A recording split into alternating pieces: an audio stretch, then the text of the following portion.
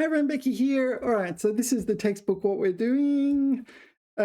顶石中文 Capstone Chinese. This is the HSK 7 through 9 textbook. So we did this in the last video. Let's read it aloud again. And just a reminder of what we're doing. So, new camera, or I should say new phone. So it's a bit better than before. Read aloud the text. So we're talking about technology and its effect on the elderly. All right. 信息化社会一个都不能少。Right. 语音聊天、视频通话、点赞、收藏、转发、分享，在社会软件上，年轻人信手拈来的操作，对家里的老年人来说，可能会复杂的不行。不久前，浙江杭州一个女孩为外婆手绘了一份微信使用说明书，字迹工整，内容详细，图文并茂，词句相当暖心，打动了一众Let me try again. 此举相当暖心，打动了一众网友。也将老年人如何更好适应数字生活的话题，再次带进公众视野。如今，得益于数字化、信息化的发展，智能生活加速推进，为人们带来的便利，那真是没得说。然而，一些老年人对此却感到力不从心。在火车站，电子客票的推广极大的节省了旅客的出行时间，却也让需要出行却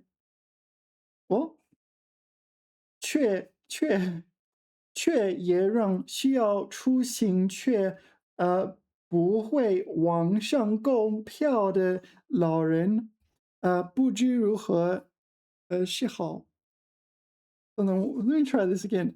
在火车站，电子客票的推广极大的节省了旅客的出行时间，却也让需要出行也让需要出行却不会网上购票的老人不知如何是好。在医院预约挂号，使得就医问诊秩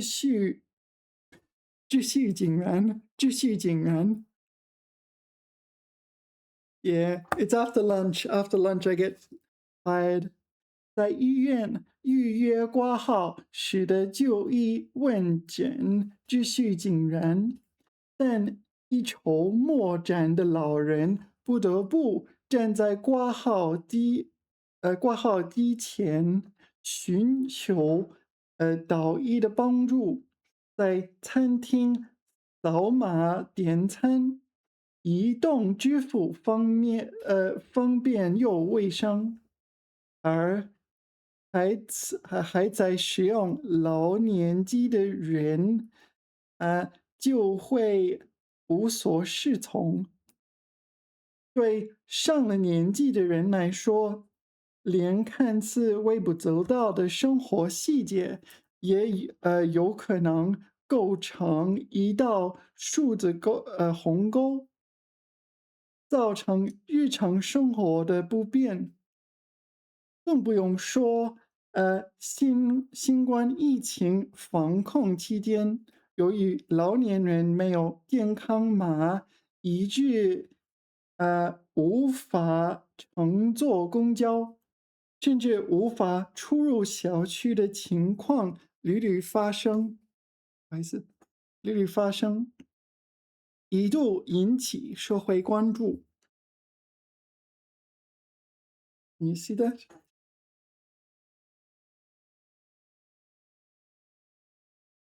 帮助老人顺利融入信息化社会。数字时代不能落下那些年迈的身影。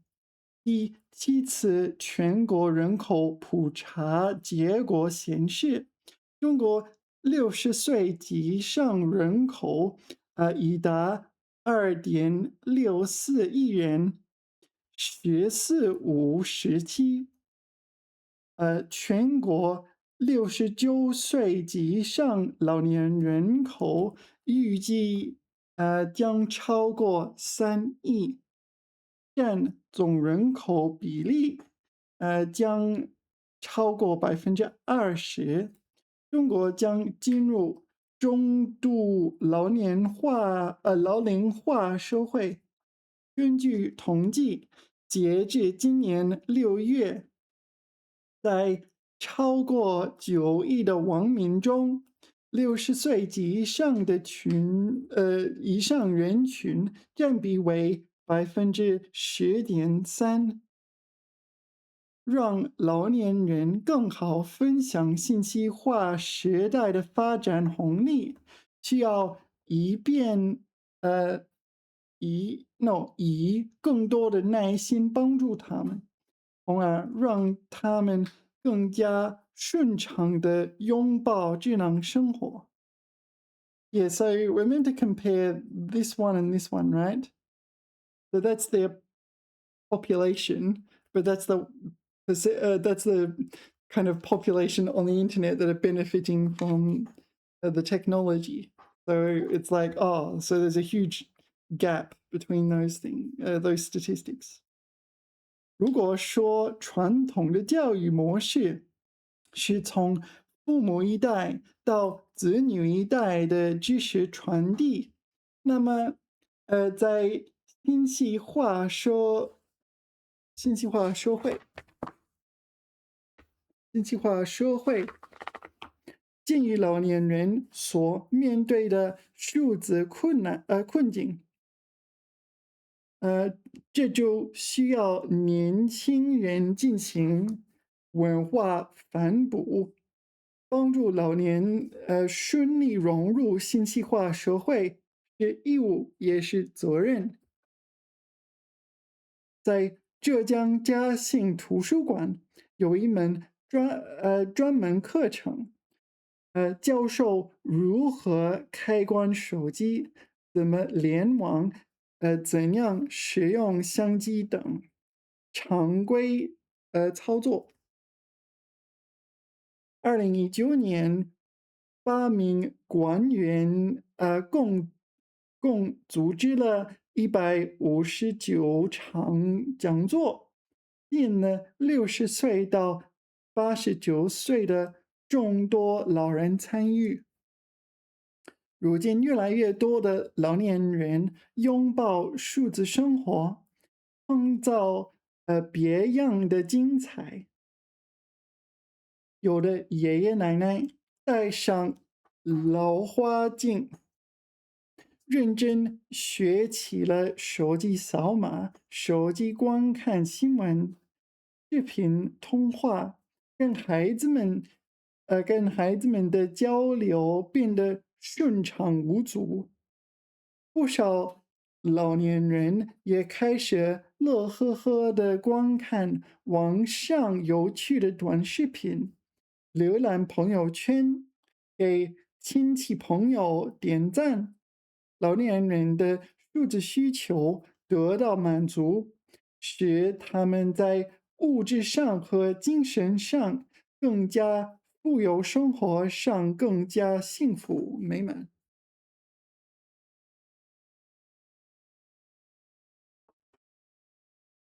有温度的社会需要更多的包容。对一些互联网平台来说，要针对老年人的需求提供替代选择，构建更具包容性的聚会老龄社会新形态。Very hard to say that. 有专家建议，除了在技术开发中更加注重老年人的需求和习惯外，在公共政策制定和公共服务方面，也要给老年人提供多元选择和代替方案。现实中，不少地方多措并举，帮助老年人融入移动互联网世界。这些年来，银行在普遍设立了 ATM 机器人柜员后，还始终保留着适合老年人的人工柜员服务。在上海有医院调大门诊标识，人间字体。Yeah, I shouldn't pause here, should I? 在上海有医院调大门诊标识，人间字体，改善在线预约系统布局，致力于优化老年人就医环境，打造老年友好界面。老年友好界面，在浙江杭州，居民卡和健康码深度融合，老年人刷一下卡就能看病就医。公交出行I shouldn't pause here either. 老年人刷一下卡就能看病就医，公交出行。这体现了信息化时代的人文关怀。由此可见，给老年人在风驰电掣的快时代留个慢选项，能填补代际间的数字沟壑，这让老年人享受到数字时代的馈赠。因为今天的他们就是明天的我们。Yeah. All right. Yeah. It's not a bad article. I suppose we should care more about helping the elderly deal with technology. All right. So now we need to go to the browser. This one. So this is the original article. So if you look at the textbook, it says this was the original article. All right, so let's read the original article. A lot of textbook articles are adapted from actual articles in Chinese. And if you read the original article, it's usually more fluent than the textbook one. Yeah, a lot of it, you'll see it when we read this one. But the original article will be better in the sense that the textbook has taken it and force-fed it a few vocabulary items. Also, the language in these ones will typically be harder. Yeah. 人民日报人民时评，微信实用说明书为何暖心？观点人民网。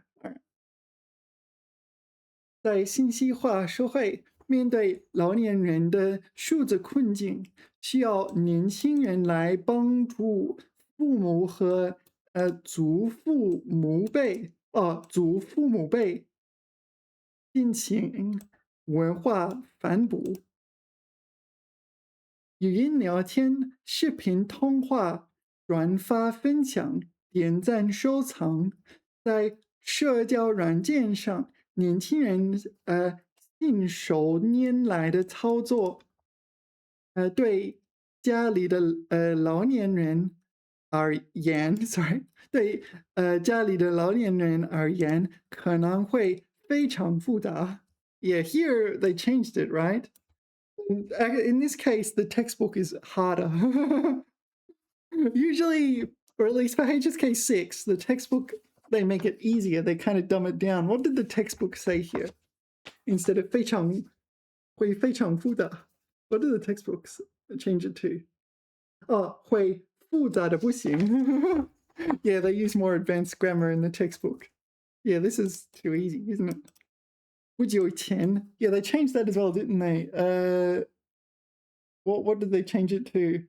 Oh no, it's the same. 不久前，浙江杭州一个女孩，为外婆手绘了一份微信使用说明书，字迹工整，内容详细，图文并茂，打动了很多网友。也将老年人如何更好适应数字生活的话题，在此带进公众视野。Yeah, so that was the same. That was character for character the same, right? 如今，得益于数字化、信息化的发展，智能生活加速推进，为人们带来更多便利。然而，一些老年人对此却感到力不从心。在火车站电子客票的推广，极大节省了旅客出行的时间，却也给不会网上购票的老人增加了难度。Yeah, so they changed this one, right? This is the one in the textbook I can't read. It sounds better in the original, right? Because there's a double 却 in the textbook. 却也给不会网上购票的老人增加了难度 right?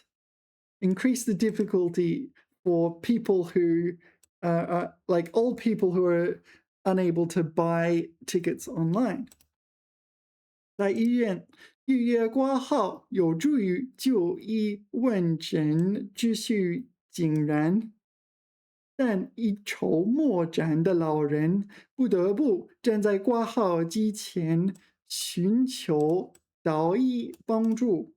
在餐厅扫码点餐，移动支付方便又卫生，而还在使用老年机的，Hey, what is this? 用老年机的人，these machines, right? The machines are old. 还在使用老年机的人，就会无所适从。对上了年纪的人来说，看似微不足道的生活细节。Yeah, what did it say in the original one? Yeah, so in the textbook there's a 连看似微不足道的生活细节，也 yeah, so the textbook added a 连 here. So it's a little bit different. 也有可能构成一道数字鸿沟，造成日常生活的不便。新冠肺炎 yeah, so this is the normal way of saying it. The textbooks one is a bit weird. 新冠肺炎疫情 so 肺炎 is pneumonia, so literally lung inflammation. 新冠 refers to the 新 is novel, 冠 is crown, right? Like the thing a king wears, a crown. Yeah, so this pertains to coronavirus, right? Corona also pertains to crowns. So 新冠肺炎疫情防控期间 yeah, so they deleted 肺炎 pneumonia from the textbook. But yeah, this is more what I would say. 新冠肺炎 this is what you experience in the real world. 因为老年人没有健康码，导致无法出入小区。乘坐公交的新闻 Hold on. 无法哦 ？Why is this a 顿号？因为老年人没有健康码，因为导致。Can you use 因为导致？I didn't realize you could use 因为导致。因为老年人没有健康码，导致无法出入小区乘坐公交的新闻。Oh, no, no, no, no, no. It's not 因为导致 right? Or maybe it is, but 新闻 is a noun and it's modified by all that, right? This is the attributive or the 定语。因为老年人没有健康码，导致无法出入小区乘坐公交的新闻一度引起社会关注。So this news for a period of time attracted societal attention. What kind of news? It is this kind of news.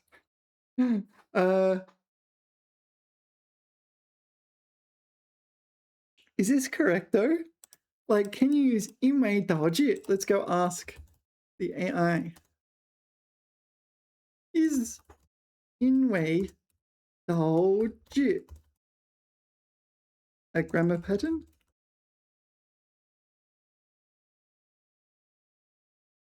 In strict formal Chinese is not.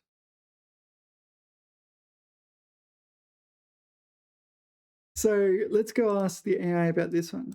So this is the sentence I'm looking at.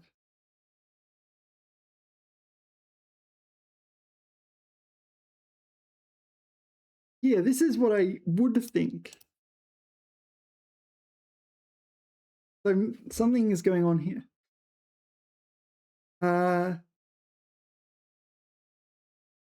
导致 is not the entire. 因为老年人没有健康码，导致这个的新闻。Yeah, so it is correct. Yeah, this is it's an attributive. This whole thing is an attributive modifying news. Yeah. In this case, 因为这个 yeah, maybe normally you don't put 因为 but in this particular example, you put 因为 because it just makes it easier to read, if that makes sense.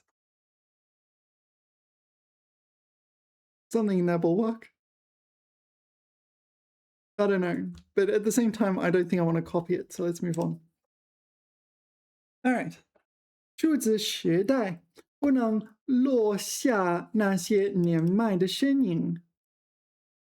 据统计，截至今年6月，在超过9亿的网民中，60岁及上人群占比为10.3%，让老年人口更好分享信息化时代的发展红利。需要以更多的耐心帮助他们，让他们更加顺畅地拥抱智能生活。So we didn't get the other statistic. Where's the other statistic? Is it here? Like, so the textbook gave us the first statistic, which was 20%, right? There was 20% of the population is in this age group, but only 10% of that age group, 10% of the internet population is in that age group. So many people who are in that age group are just going not on the internet kind of thing. 如果说传统的教育模式是从父母一代到子女一代的知识传递，那么在信息化社会，面对老年人的数字困境，需要年轻人来帮助父母和祖父母辈进行文化反哺，比如在浙江嘉兴图书馆有一门专门课程，教授教授如何开关手机，怎么联网，怎样使用相机等常规操作。2019年8名馆员共组织了159场讲座，引了60岁到89岁的众多老人参与。这是一堂关于生活的课程，也体现了信息化时代的人文关怀。Yeah, the textbook is very, very similar to the original here, isn't it? If there are differences, I'm barely noticing them. 对一些互联网平台来说，要针对老年人的需求提供替代选项，构建更具包容性的智慧老龄社会新形态。Yeah, they changed it to 老龄化 here, didn't they? Where was it? 对一些 This was the sentence I couldn't get out. 构建更具包容性的智慧老龄社会。No, there is no 化 in either versions. 老龄社会新形态。Okay, 1 second. Okay, 有专门建议，除了在技术开发中更加注重老年人需求和习惯外，在公共政策制定和公共服务方面，也要给老年人提供多元选择和替代方案。现实中，不少地方多措并举，帮助老年人融入移动互联网世界。在上海，有医院调大门锁标识门间字体，改善在线预约系统布局，致力优化老年就医环境，打造老年友好界面，不好意思，界面。在浙江杭州，市民卡和健康码深入融合，老年人刷一下卡就能看病就医，公交出行可以不好意思，也刷一下卡就能看病就医，公交出行，可以说给老年人在风驰电掣的快时代留个慢选项，才能填补代际间的数字沟壑，让老年人享受到数字时代的馈赠。Yeah, I don't think they modified this one very much, did they? It really is just pure native content with very minimal changes. 给予老年人给予老年人更到位的关怀，更周全的考虑老年人的数字生活，不仅是美好愿景。What is 愿景? I don't know this word. Okay, I talked about how it was very similar and now it's completely different. 也必将成为全面孝康的生动注脚。What are we talking about? 小康 refers to there's 小康 and there's 少康, and I get these mixed up. Yeah, we'll talk about that later. I'll finish reading. 如今越来越多的老年人拥抱数字生活，创造别样的精彩。有的爷爷奶奶戴上老花镜，努力学扫码手机看新闻，打视频电话，跟孩子们的交流顺畅无阻。有的老年人架起摄像头，在网上直播时尚穿搭、健身日志、励志格言，I don't know what this is。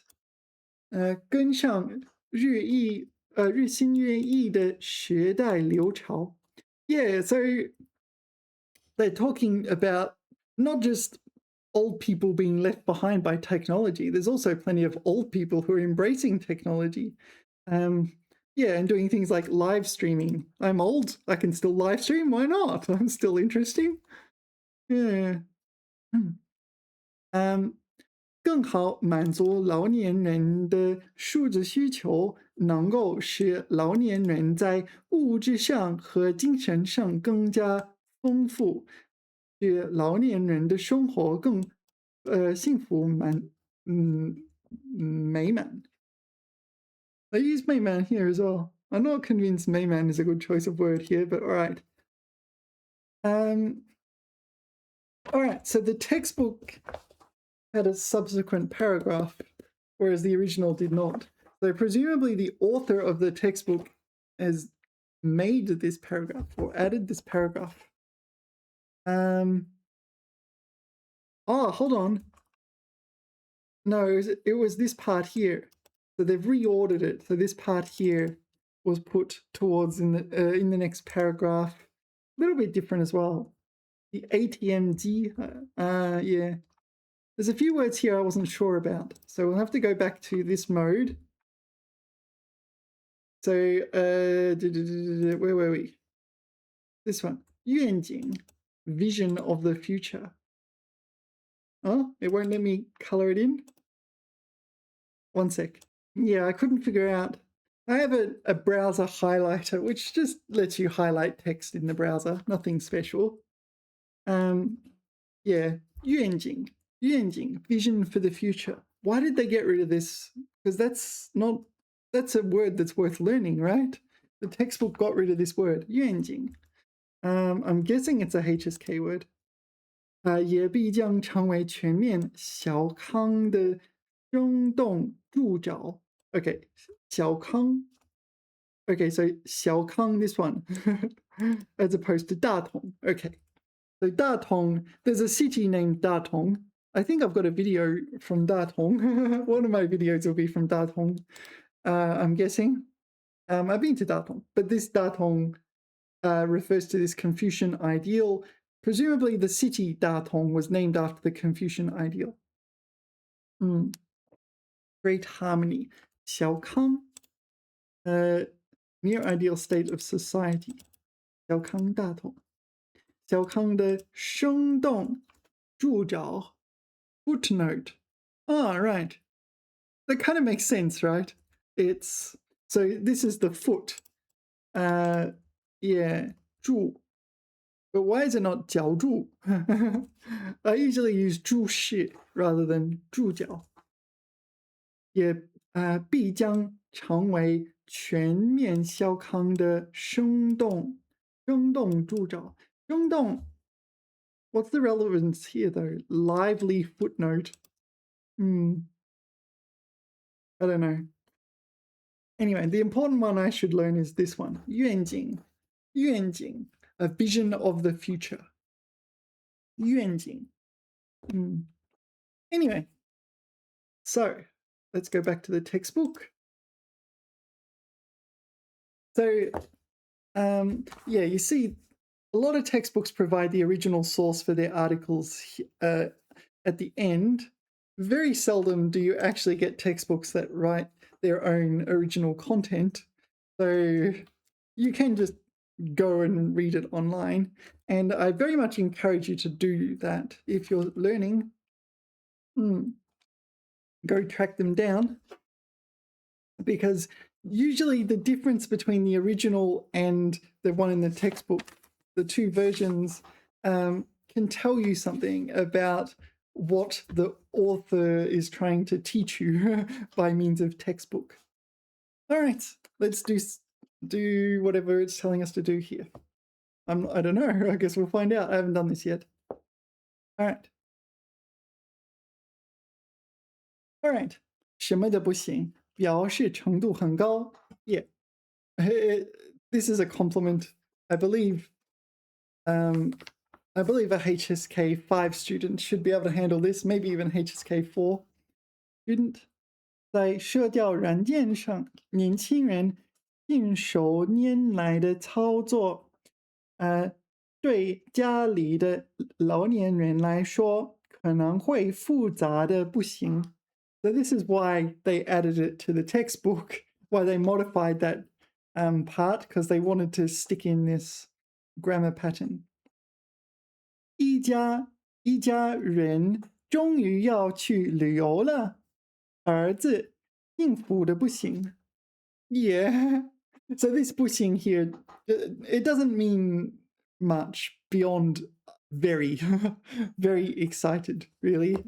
Yeah, there's like 10 other ways of saying this. 兴奋的不得了，兴奋的要命，兴奋的要死，非常兴奋。You can just do it in 10 other ways. Just whatever suits your style of speaking or writing. 和很多孩子一样，上学时我对写作文讨厌的不行。Okay. This person does not like writing. I like writing. Writing is very, I don't know, pacifying. All right. 得益于 to benefit from something. 得益于我得益于很多方面。我得益于安静的环境，或者我的学习进度得益于安静的环境。在什么什么方面得到好处、益处。Yeah, that's what it means. It benefits from something, from some specific thing. Okay. 如今得益于数字化、信息化的发展，智能生活加速推进，为人们带来了便利，那真是没得说。All right. Okay. 据销售人员介绍，本月汽车销量大涨，销量大涨，主要得益于多款新车的上市以及购车税费的减免政策。Right? So there's a spike in sales, and it primarily benefited from. So there was two things: new models hitting the market, and a government policy relating to taxes. There's a reduction or exemption from certain relevant taxes. It's a made-up example, so you know. 这里的环境非常优美，得益于政府的环境保护措施，也得益于公众自觉的保护意识。All right, so we're talking about a particular environment. This is a physical environment, not like a study environment or mental environment or environment on a computer or something. It's going to be scenery or something like this.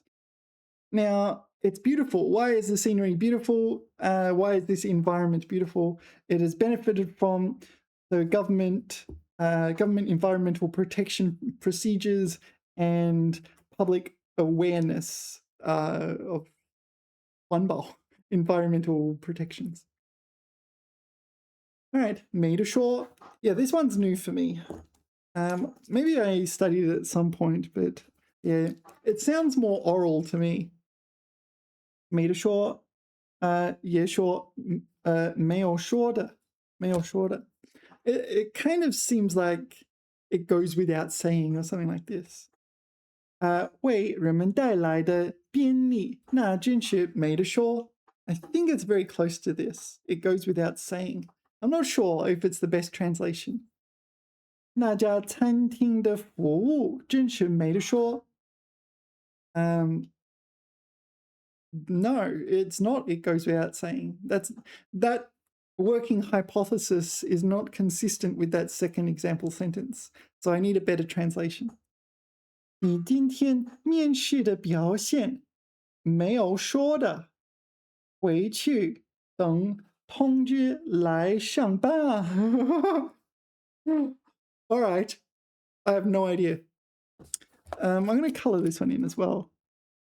They didn't define it. The other ones, these ones up here, they defined. Made sure. It sounds a little oral to me. Why does that sound like a song? It sounds a little oral to me. Made sure. Made sure that faultless, perfect, without any question, undoubtedly. Undoubtedly. There is like no need to say anymore. Say no more. Wink, wink, nudge, nudge. Naturally, of course. All right. So it seems like it doesn't map precisely to English. 他干起活来真是没说的。The 没说的没得说 are the same, right? What if I click this? 没说的没有说的没说的。Oops. All right, what if we go to this one? Oh, here we go. Call you. Yeah, it gave me vibes of oral. Usually when something is completely unfamiliar to me, it's because I've spent many years learning Chinese through reading. And when it's like, I've got no idea what this is, it's usually because it hasn't come up through reading. And therefore it's very oral. 没有可以指责或挑剔的。没有. So nothing to blame or nitpick or be fussy about. 他干活没说的. Okay. Number 2. So that 口语 is for both of them, right? 口语表示理所当然，不需要商量或申说. What is 申说?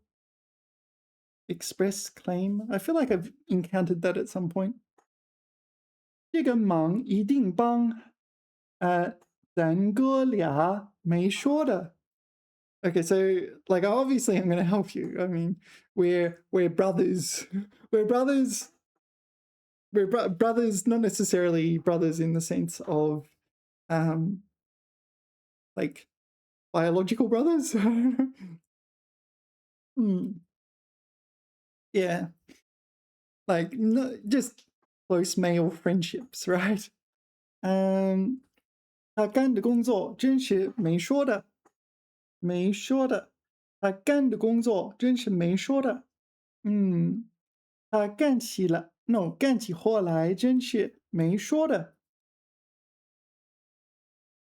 Oh, hold on. So when he's doing things, he does it well. All right, I'm going to need assistance on this. Yeah, so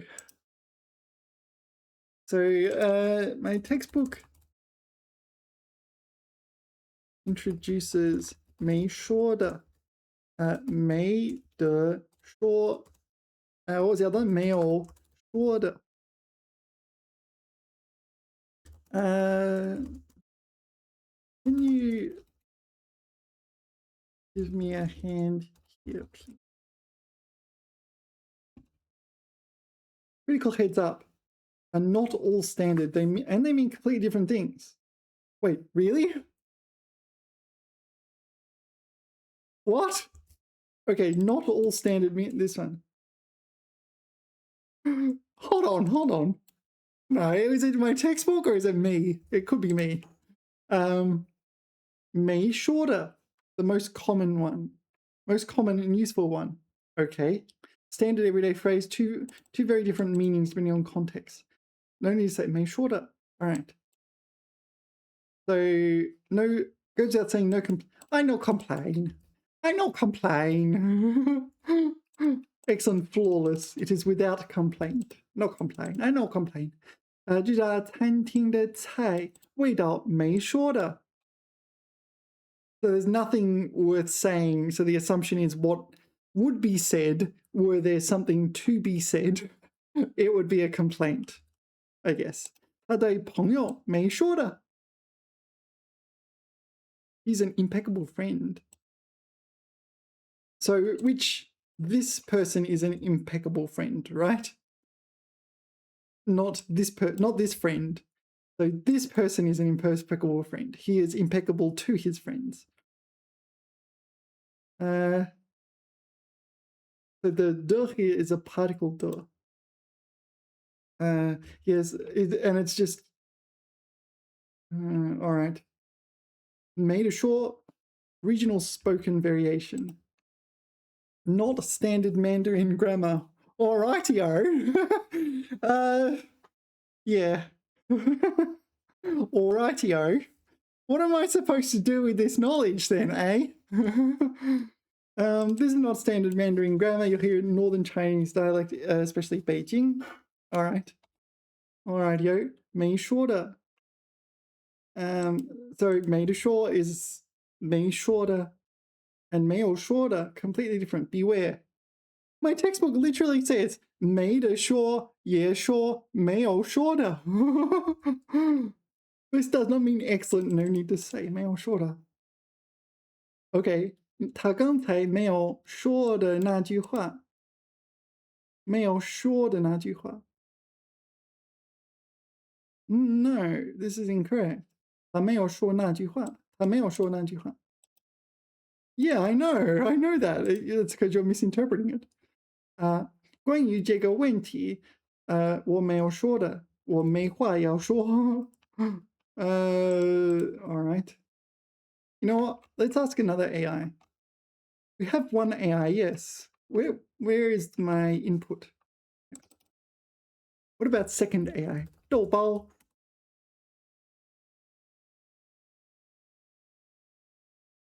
Yeah.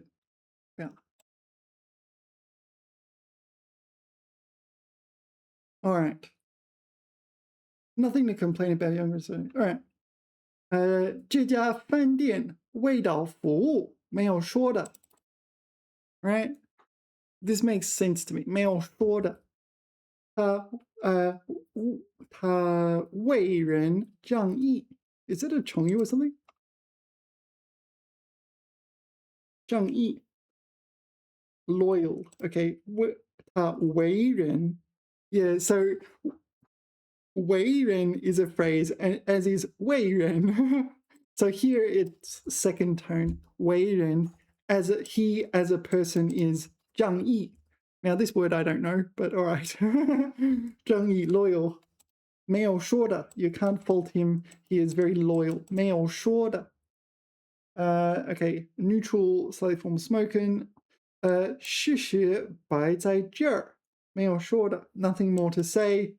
Okay, the facts are the facts. There's nothing else to say. This is something like it is what it is, right? It is what it is. Okay, 没说的. Just a shorter version of this. 质量没说的，就是价格贵. Okay, so here we're making a concession. We're acknowledging the quality is good, just that, a bit expensive, isn't it? Can't afford that. Bit outside my budget, isn't it? All right. 为朋友帮忙没说的. Of course. It's like, it goes without saying that I'm going to help my friends. All right. Sure thing, no problem. No worries, mate. Made a short. All right, colloquial variant. All right. Almost identical to 没说的 in modern day use, praise no objections. Okay. 办事靠谱没得说. So this is like, I no complain. I'm unable to find fault with 为事靠谱. He's very 靠谱, reliable. Yeah. 这件事交给我没说. No worries. Not a problem, mate. Okay. So we got exercises, but it gives me the answers. 这家的手艺没得说。Okay, chit chat style. 大家都爱吃手艺。Whoa. 都爱吃. Is there another meaning for cheer that I don't know? Cheer. I have seen figurative usages to like consume content, right? 你吃手艺 maybe you can. 证据确凿 the evidence is robust, is definitive, definitive, conclusive. 证据确凿没有说的只能接受结果. Yeah, like the evidence says this. There's nothing else to say. You can disagree with the evidence, but you're disagreeing with facts, kind of thing. Right, clever bot. Yeah, sure. Let's get it. Let's get 10 examples, please. No English nor P needed.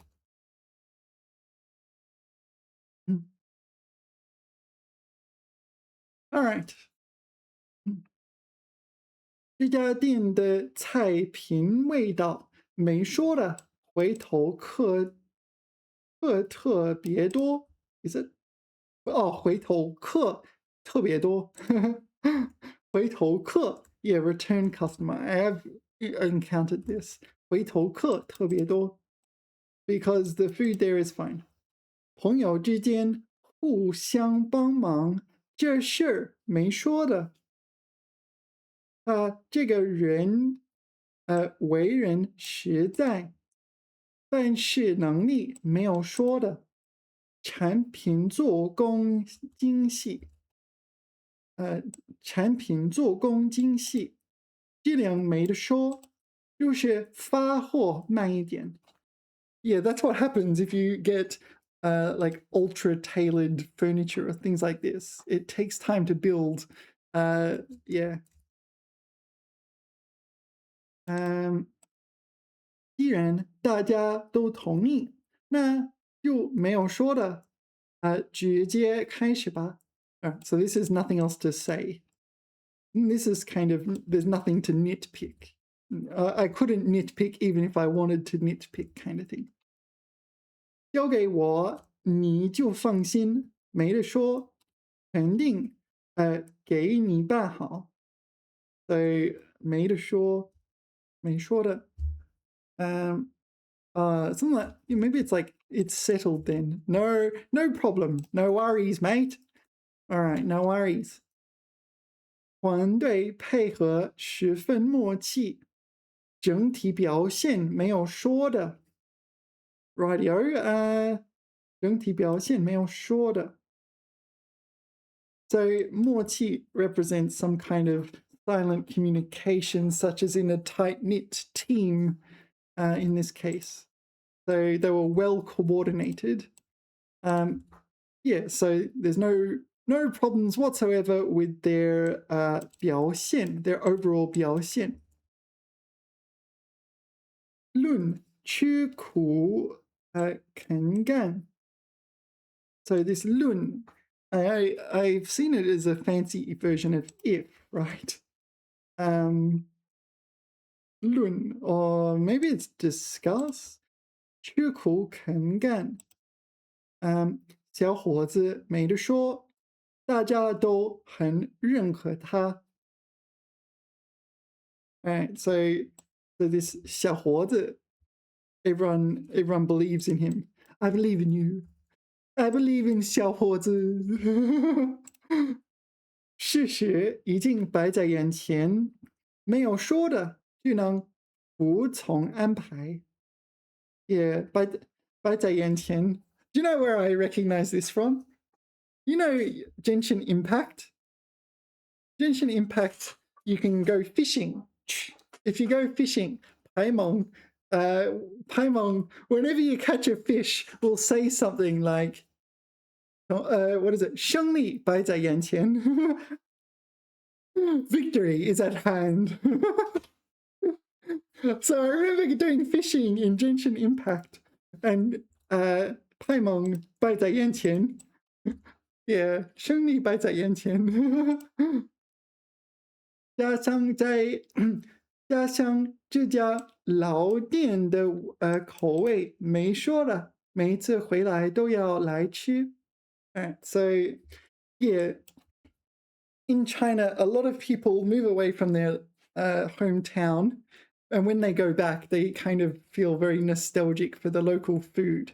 And so this is the kind of vibe we're meant to be having here. All right. So this AI seems to have figured it out better. So there's this nothing to complain about. So nothing more to say and kind of no problem. So I might write those in the textbook.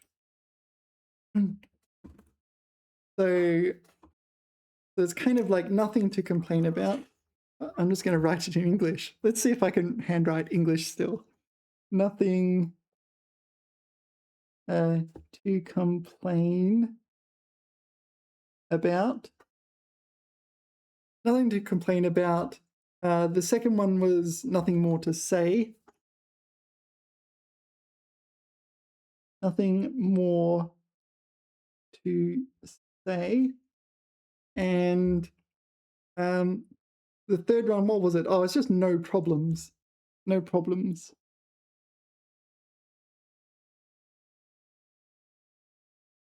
I'm from Australia. Australians say, no worries. No worries. No worries whatsoever, mate. Alrighty-o. So let's get back to our textbook, eh? I feel like I'm just making up my own, like, dialect. my own English dialect. I don't know, I've traveled, so I have this hodgepodge of accents, and I feel like I'm at the age where it's kind of like I don't want to sound the same my whole life, kind of thing, you know? I want to explore and be free, like Princess Jasmine. Or not Princess Jasmine, what Princess Ariel. Wandering free, wish I could be part of that world. Right? 不知什么什么好. Yeah, this is very common. Literally, it means don't know what's best. 不知什么什么好. So usually it's like, yeah, you're just kind of weighing up options, but you're going, oh, yeah, I don't know how to explain it. 在火车站，电子客票的推广极大的节省了旅客的出行时间，却也让需要出行却不会网上购票的老人不知如何是好. Yeah, the 是 here doesn't really do anything. Normally you can't use 是 before an adjective, but in this specific irregular case you can. So don't copy this in other sentences. It's an irregular case. 是好. Yeah, normally that's ungrammatical, but in this case, yeah, you can use it. 不知该怎么做. Yeah, 不知该 yeah, let's look at examples. 这件事很复杂，涉及许多人的切身利益，我不知怎么解决才好. Yeah, 才 is an adverb meaning yeah, I don't know. I don't know how to define that adverb. Anyway, I don't know the best way to resolve the problem. 看他紧张的手心都是汗，也都是汗. Again, it's another 是. This is not really the standard usage of 是. 都是汗, but it is considered grammatical to do this. 都是汗.手心都是汗. Yeah. I don't know the logic. You have to ask someone who's specifically writing like a grammar textbook or something. 我也不知说什么好. Yeah, this is a really good, really common example. 我也不知说什么好. I don't know what to say. I don't know what. Yeah, I can't think of what. Yeah. 我不知说什么好. 我不知，我不知解释才好。怎么解释才好？这个语法结构我不知解释才好. Yeah, something like that. All right. It's not that hard to understand, but you just need to be maybe a bit aware of the flexibility in the grammar. The grammar is a bit flexible. Lian, yeah. I think I remember studying this at level 4, HSK 4. You didn't get like nudged to HSK 7. 连也 or 连都. Even that, also that like 连大人不知道怎么做，更何况孩子。更不用说. Yeah, that's another way of you can continuing like this as well. 更何况 was the one I was taught, but 更不用说. Yeah, even adults don't know how to do it, let alone children, this sort of thing. 更不用说让孩子做. Yeah, this is a ridiculously long sentence, right? Oh, it's 2 sentences. Okay. 对上了年纪的人来说，连看似微不足道的生活细节也有可能构成一道数字鸿沟. I don't think I'll read the rest. This is what we're meant to be looking at. 连也 Oh, we need to do 更不用说. Actually, we do need to continue. But remember when I said the textbook specifically added the lian? They changed it from the original. It's to describe this grammar point, right? So as you saw in the original, it is still there, but it's not there, right? You're meant to infer that as a reader. So the original version, it doesn't have it. Can we go back to it? 更不用说. Okay, what should I search for? 看似 okay, 看似微不足道的生活细节. So the textbook has 连看似微不足道的生活细节. Yeah, so they just added a 连 here. 也有可能构成一道数字鸿沟，造成日常生活的不便. Yeah, so that one character is different. And then, yeah, the textbook added 更不用说. Yeah, the textbook added 更不用说. So when the textbook has deviated from the original version, it can be a bit of a sign that they must use that grammar pattern. So they've stuck it into the textbook. It more likely than not, the original version will sound more natural because the original author is writing to Chinese audiences, right? Whereas the textbook is writing to students, and they must use certain grammar, and sometimes it can be a bit awkward. Yeah, so we don't have the lian and we don't have the 更不用说. All right. All right. So 对上了年纪的人来说，连看似微不足道的生活细节也有可能构成一道数字鸿沟，造成日常生活的不便。更不用说新冠疫情防控期间，由于老年人没有健康码，以致无法乘坐公交，甚至无法出入小区的情况屡屡发生。Yeah, 屡屡发生，屡屡 Yeah. All right, let's actually 屡屡发生. Did the original version say that? It does seem a little strange to me. Yeah, they didn't use it, right? 没有健康码导致无法出入小区乘坐公交的新闻，一度引起社会关注。Yeah, so here the Lulu, it's a bit awkward, right? They're trying to cram it in because they need to teach that word, right? It's an adverb meaning repeatedly. Usually, Lulu refers to a person repeatedly doing something rather than um, multiple people doing the same thing. Yeah, I'm not entirely convinced this is the best example in the world. Lulu. Oh, Lulu. Lüzi, time and again. Yeah.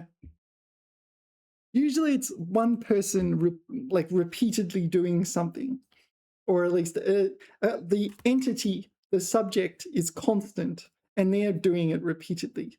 It's not like that person does something, that person does something else kind of thing, right? 无法出入小区的情况屡屡发生. Oh, actually, I have to retract my words a little bit here, don't I? I made a mistake. They've changed the subject. They've changed the subject to this 情况,情况屡屡发生. The situation repeatedly arises. Yes, that is correct. I have to retract my words, don't I? Whoops-a-daisy. Yeah, the 情况屡屡发生. Yeah, actually, there's no problem with that at all, actually. All right. Yeah, because this 情况 is not changing, right? It's repeatedly happening. Yeah. Anyway, so what we're learning is 连, yeah, which I think many people would have learned many times already. Like, even this is also quite hard or whatever. I don't know. I don't want to read it again. Yeah, and it goes without saying, or you don't even need to mention this, but I'm going to mention it anyway. 更不用说. It goes without saying that during the pandemic, it was ridiculously hard. Because, yeah, I remember it was ridiculously hard for people like me. It was like, could not keep up with changes in like regulations. Like, whoa. There's like national regulations and local regulations and the regulations of the place where you're staying and the place where you want to go to, and they would change daily for a while during the pandemic. Wow, that was hard. Yeah, sometimes I would just stay home and go, oh, I don't want to think about regulations today. Here. 很多传统戏曲连中国人也不会唱，更不用说外国人了. Yeah, this is the usual thing. So this is the usual kind of structure. It's like even someone you would expect to be able to do this, they can't. Or yeah, then someone with less expertise. Now, yeah, so the assumption, I presume this sentence was constructed from the perspective of a Chinese person, where 中国人 is thought of as more likely to be able to sing traditional music, but all right. Yeah. Yeah, you get the idea. It's written by a Chinese person. 他连那里的语言也不会说，更不用说融入当地社会了. Oh, interesting. All right.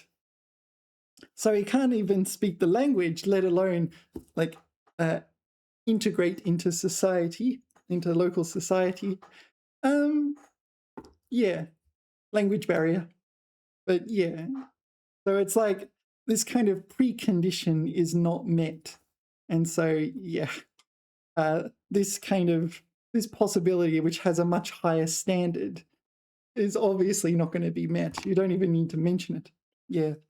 But yeah, the other one is 更何况, or just 何况, right? 何况. 一致, also 一致语. there's two 一字 you need to know. This 一字 indicates a negative consequence. Yeah. 由于老年人没有健康码，一致无法乘坐公交，甚至无法出入小区的情况屡发生。Yeah. Again, 由于一致 I'm not entirely sure if this is legit, but 由于一致 what does the original say? 一致 sorry. Sorry, there's a few different words. Oh, they didn't use it. Okay. So if the original didn't use it, sorry, what does 无法出入小区 Oh, they used 导致 The original used 导致 and the textbook used 一致 Okay. Yeah, I find this sentence to be a bit iffy. I don't recall ever seeing 一致 used in this particular structure, so I'm a bit suspicious of this one, like the textbook's version of it. Let us continue. This is what I normally see, these other examples. 他最近经常熬夜加班，以致身体出现了亚健康状况。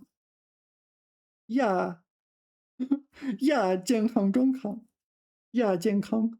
亚 is sometimes used to mean secondary. 不亚于的亚 right? 亚健康。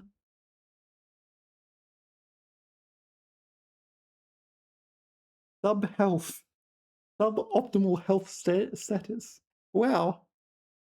Rightio. That's a new one for me. 亚健康 suboptimal health. All right.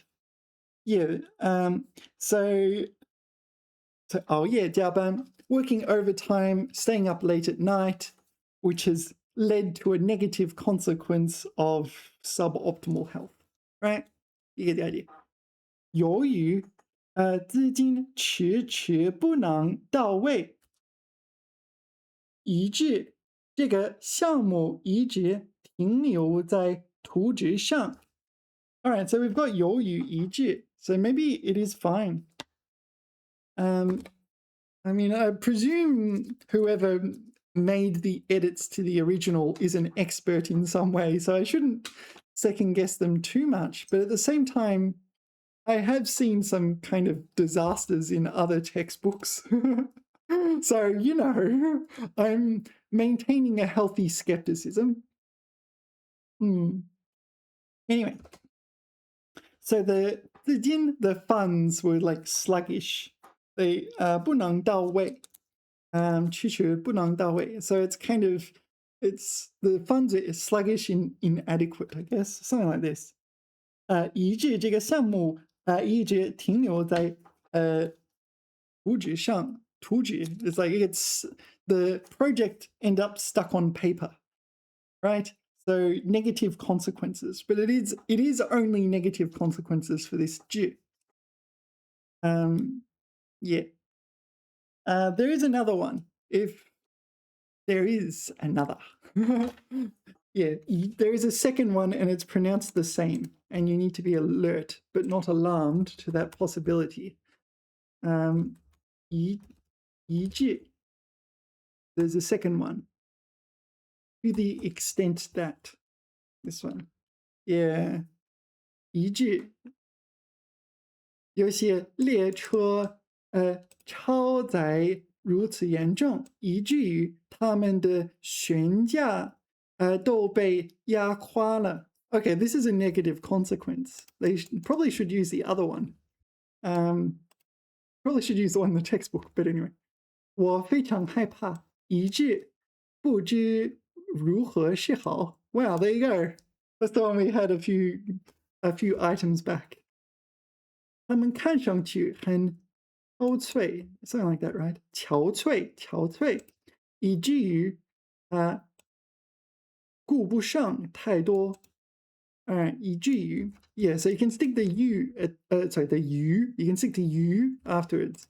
以至于 to the extent that, but you don't have to have it. It's the same thing with or without the u. So this one is to the extent that, so it's not necessarily a negative thing, but maybe because it sounds so, it sounds the same as the other one.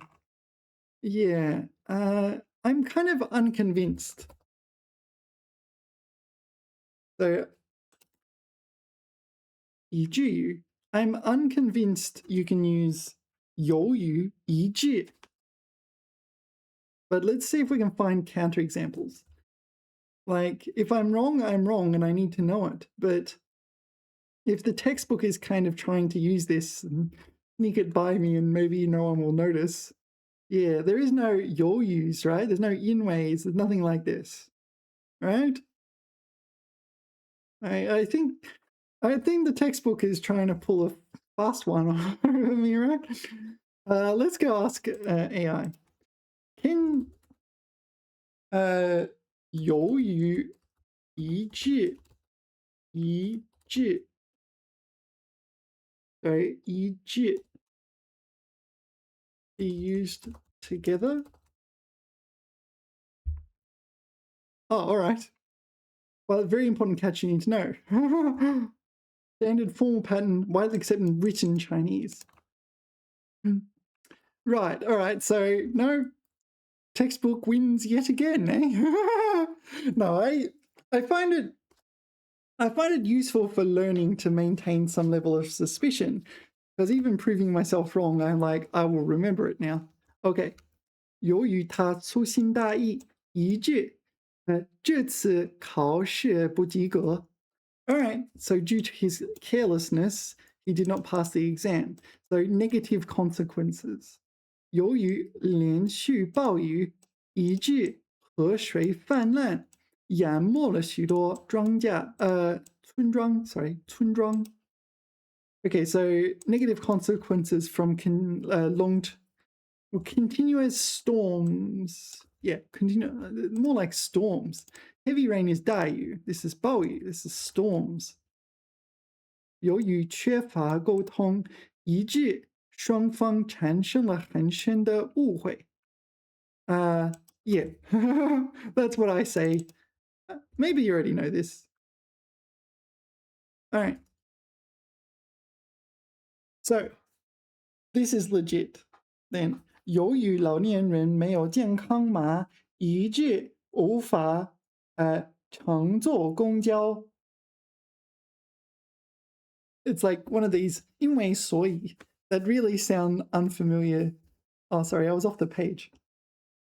That sound unfamiliar to the native English speakers' ears. All right, so 由于一致 is legit. All right, rightio. I'm going to keep an eye on that in my reading. So, all right, 一度is an adverb referring to a period of time in the past. It's sort of no longer true. It was true for an extended period of time in the past, right? 由于老年人没有健康码，以致无法乘坐公交，甚至无法出入小区的情况屡屡发生，一度引起了社会关注. Sorry, my head's in the way. Oh, that's my finger. I was like, why is there a giant finger behind me? That's my finger on this camera. Okay, so 一度 for a time 引起社会关注. So it implies two things, right?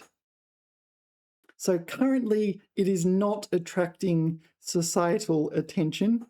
And it also implies in the past, for an extended period of time, it attracted societal attention. All right. 他考研失败了，考研失败后，一度心灰意冷，心灰意冷. So for a period of time, he felt dejected because his research was unsuccessful. 对生活失去了信心. Right, he's taking his research very seriously. Yeah, 心灰意冷. 意冷 is a new word for me. 意冷. 意冷. This one. Was it 灰心? 心灰意冷. Is it a 成语? Oh, it's a 成语. 心灰意冷. Okay, so it's a 成语. I mean, I kind of figured out it was dispirited or dejected or whatever. Discouraged, downhearted, disheartened, discouraged. Right. Yeah, 灰心 is a word in itself. 灰心意冷. Okay, 心灰意冷. Yeah, so what are we learning? 易度. For a period of time, he was rather dispirited about his research failures. All right. Maybe Chinese culture is very academic focused, and therefore, yeah, it's not just like, whoops. 这里1度，大厦林立，车水马龙，如今却是一片荒芜. So we're referring to like some geographical location. It used to be like 大厦 as tall buildings, 林立 are kind of erect as a forest. So for a time period, it was like that. 车水马龙. So this is a 成语, but I'm not entirely sure. I think it's a fancy way of saying thriving or bustling or something like this. 车水马龙. 车水马龙. Heavy traffic. Incessant stream of horses and carriages. Heavy traffic. All right. So it's referring to heavy traffic. But the inference you're meant to make is that it was a thriving community, not that the traffic was a pain. 如今却是一片荒芜. 荒芜 is desolate. Now, 一片荒芜, it's an adjective, right? 荒芜. Yeah, 一片荒芜. Not desolate. 形容因无人耕种或管理而杂草丛生的样子. 荒芜. Okay, so it's not like that at all. Actually, no, I made a mistake. And when I make a mistake, I need something like an image. I need an image. 荒芜. A mistake in the sense of my mental. Actually, let's go to Baidu images. Sometimes Baidu, you put the same word in Google image search, it gives you images like this. And if you put it into Baidu image search, it sometimes gives you different images, right? It looks pretty desolate though, doesn't it? What do they translate it to in the dictionary? Overgrown, grown wild, left to return to unchecked growth.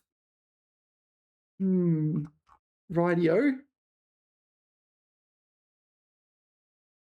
Okay. Yeah. So it used to be like this. So in the past, for an extended period of time, it was full of tall buildings, and now it is overgrown with weeds or whatever, left to its own flying. 建语, yeah, this is based on. Yeah, there's other ways of saying this.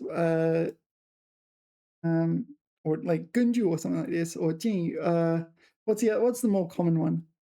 Is it 既然? I'm not sure if I remember it correctly. I like using 建语, but it's a bit more formal. And if I use it in oral, maybe my teacher will get grumpy at me. 既然, is it the other one? Yeah, 既然 this one. So this is the more oral version, right? That's my understanding. And 电语 is the fancy one you use in writing. Something in that ballpark. Let's ask the AI first. So is it best to use 电语 in writing and 既然 in speaking?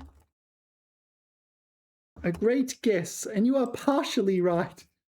So if an AI is saying I'm partially right, it's really saying like you're almost entirely wrong. Okay, 建议 used for hypothetical stated conditions. All right, used for existing facts. All right. 建议明天下雨我们不去公园了.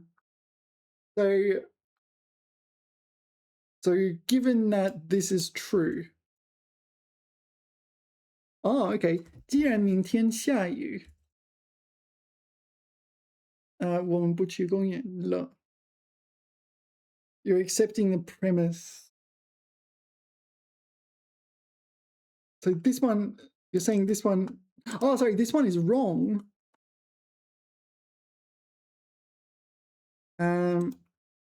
But you can say 建议明天会下雨吗? Right? 建议它有前科. What is 前科? Record. Huh. Why is it 科?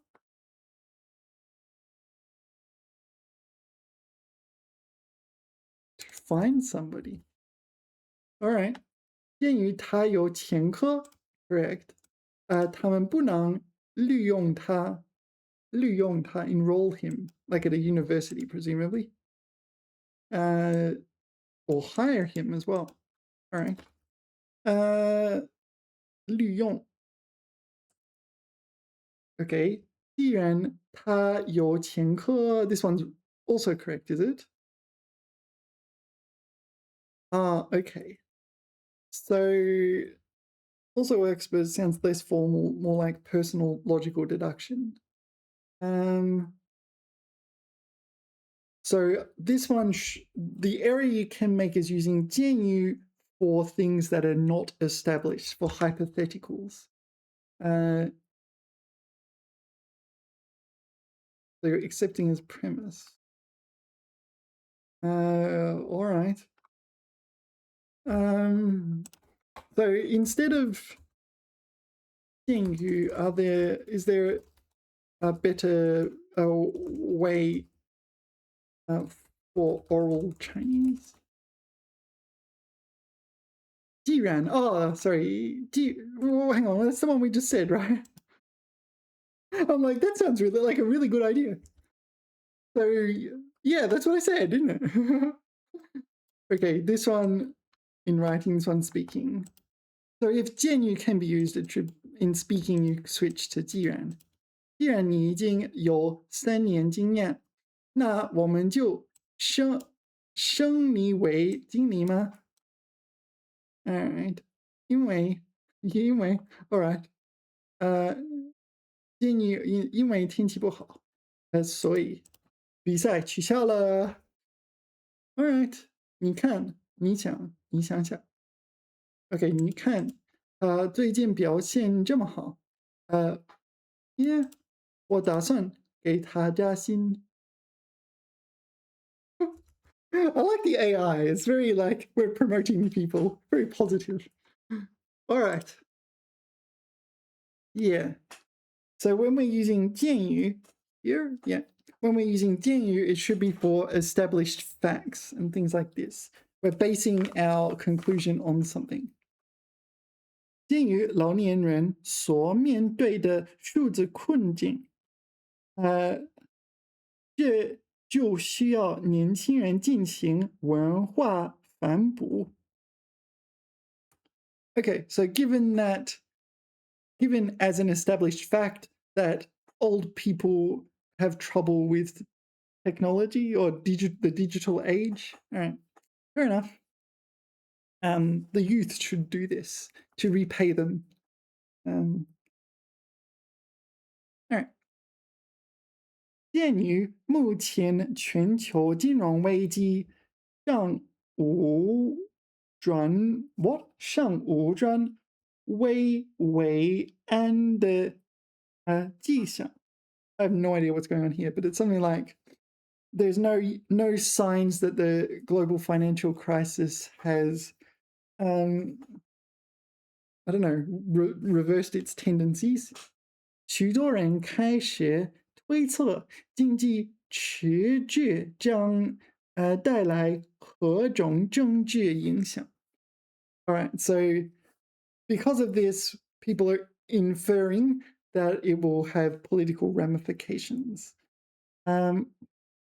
Yeah, 全球金融危机 global financial crisis. 上 means yet to. 上无 maybe 上无 is a word, yet to have, or still has, something like this. Or still lacks. 上无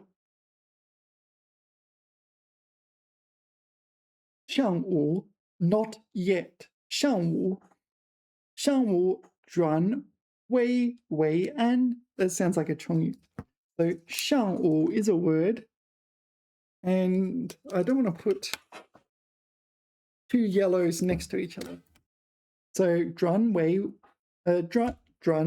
为安. 转危为安. Yeah, it is a 成语. 转危为安.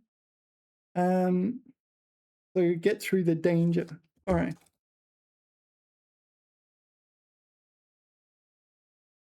All right.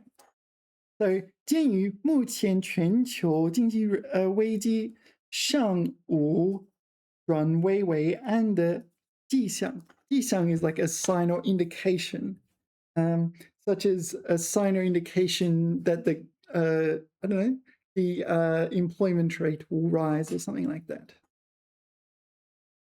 So because there are not yet any signs of a turnaround in the global financial crisis, many people are doing this.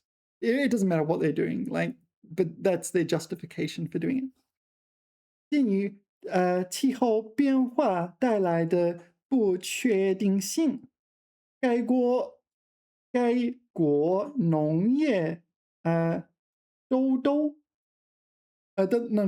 部 sorry 农业部部长 yeah. So 部 is a measure word for departments as well. So you can use it 部 department after department. Yeah, or 一部接一部. But here it's 农业部部长, the Department of Agriculture's department head. Yeah. 该国农业部部长呼吁本国 I'll use 该国 here and 本国 here. 消费者减少肉类的购买. All right. So given the unpredictability of climate change, the government's agricultural department head is calling on the country's consumers to reduce their purchasing of meat. Yeah. I don't know. Is this true? I don't know. I don't know if it's a real world example. I mean, yeah, maybe it's true. Maybe it's a real world example. All right, let's move on. 并举. So this is to raise at the same time. So raise in sense of, I'm not sure if it's raise a topic or raise.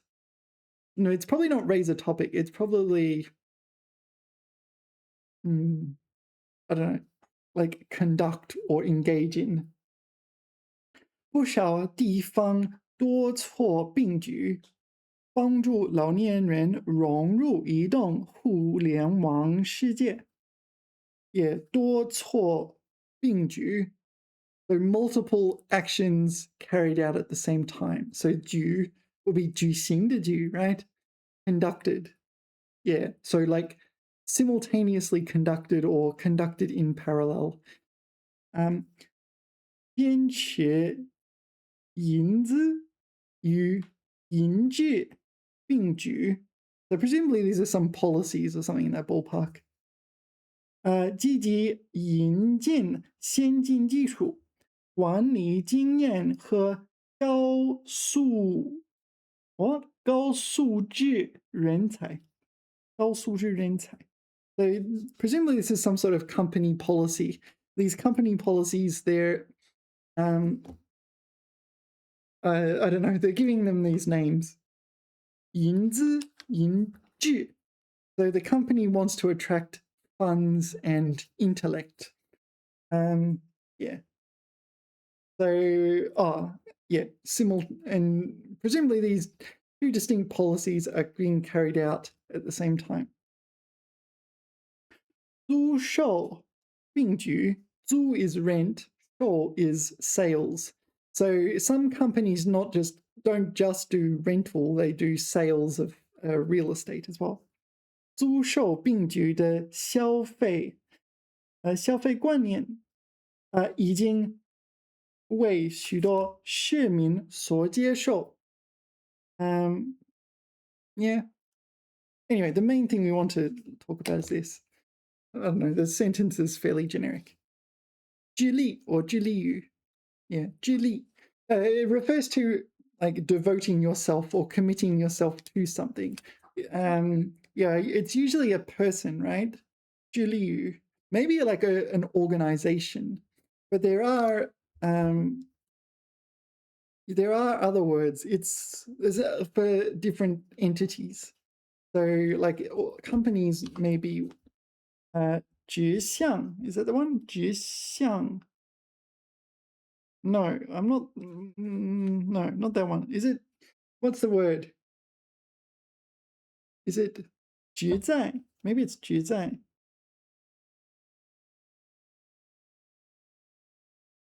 目的在于. Yeah, this one. 直在.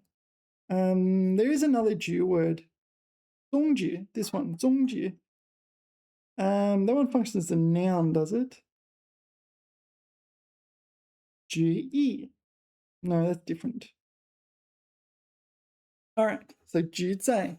直在 sounds more formal, what I would tend to use for governments and companies, whereas 致力于 sounds like something I would do. 我致力于学习中文, right? I'm committed to studying Chinese. Anyway, 有医院调大门诊标识门间字体，改善在线预约系统布局，致力于优化老年人就医环境. All right, so 致力于, we need to figure out what the subject is. The subject is here, way back at the start. 有医院致力于这样, right? So some hospitals are committed to this. So it seems like you can use it for organizations. 医生们正致力于不断改进这项技术，并对其长期疗效进行研究. So doctors.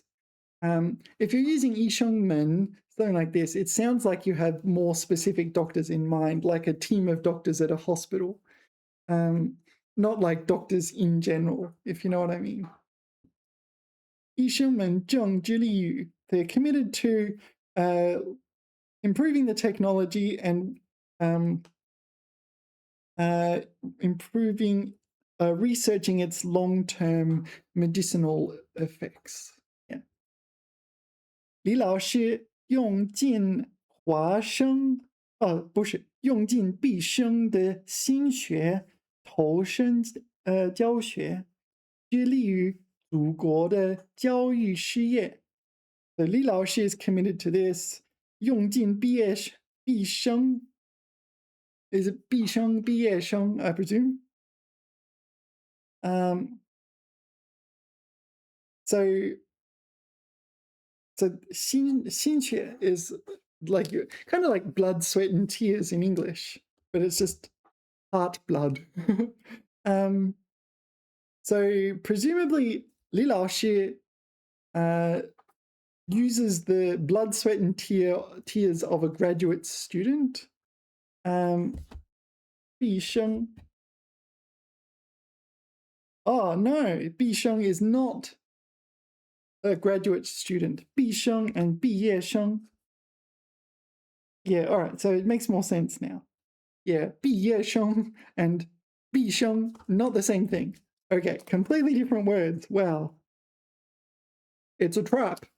Yeah, that's kind of not not immediately obvious, is it? 毕生. Okay, so 毕 here will be 完毕, but 毕业生 is also 完毕. So this is like complete life. Okay, so 李老师用尽毕生的心血, so used up his entire life's hard work. 投身教学, and has used it in education, right? Thrown into education. 举例于 committed to or throwing himself into 祖国的教育事业. 祖国 literally is the mother country, but it's a patriotic way of saying China if you're speaking Chinese. 致力于祖国的教育事业. Yeah, 事业 here would be mission rather than career, I think.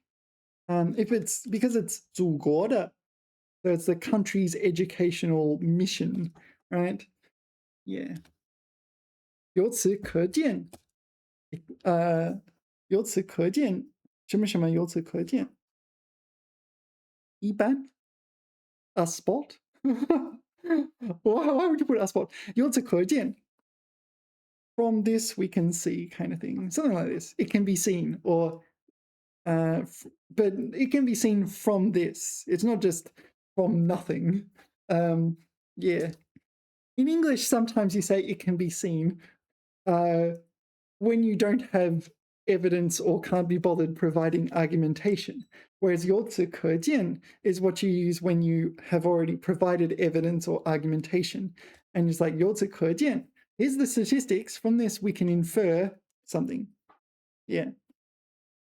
由此可见, 给老年人在风驰电掣的快时代留个慢选项，能填补代际间的数字沟壑，也让老年人享受到数字时代的馈赠。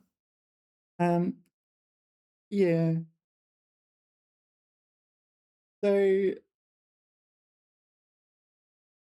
So from the, 可见, from this it can be seen, but it's like from the aforementioned material we can infer something, right? Okay.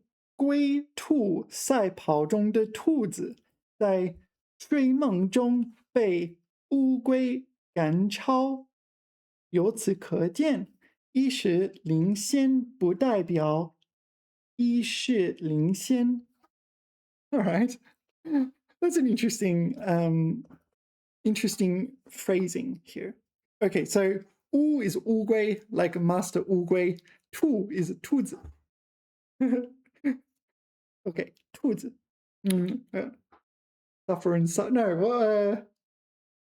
What's up, Doc? What's up, Doc? All right. Okay, so 乌兔赛跑 is a race between a hare and a tortoise. This is the first time I've encountered it. This is an English, or an idiom that comes up a lot in English, the hare and the tortoise, and it emphasizes sticking with it until the absolute end, not counting your chickens before they hatch, kind of thing. Yeah, the rabbit, while sleeping, was overtaken by the tortoise. 由此可见, from this we can see a momentary lead. does not maketh 一世领先 and the 一世 here, what do you reckon it means? It's not world, right? It's like something like eternal. 一世领先. Hmm. 世界的世.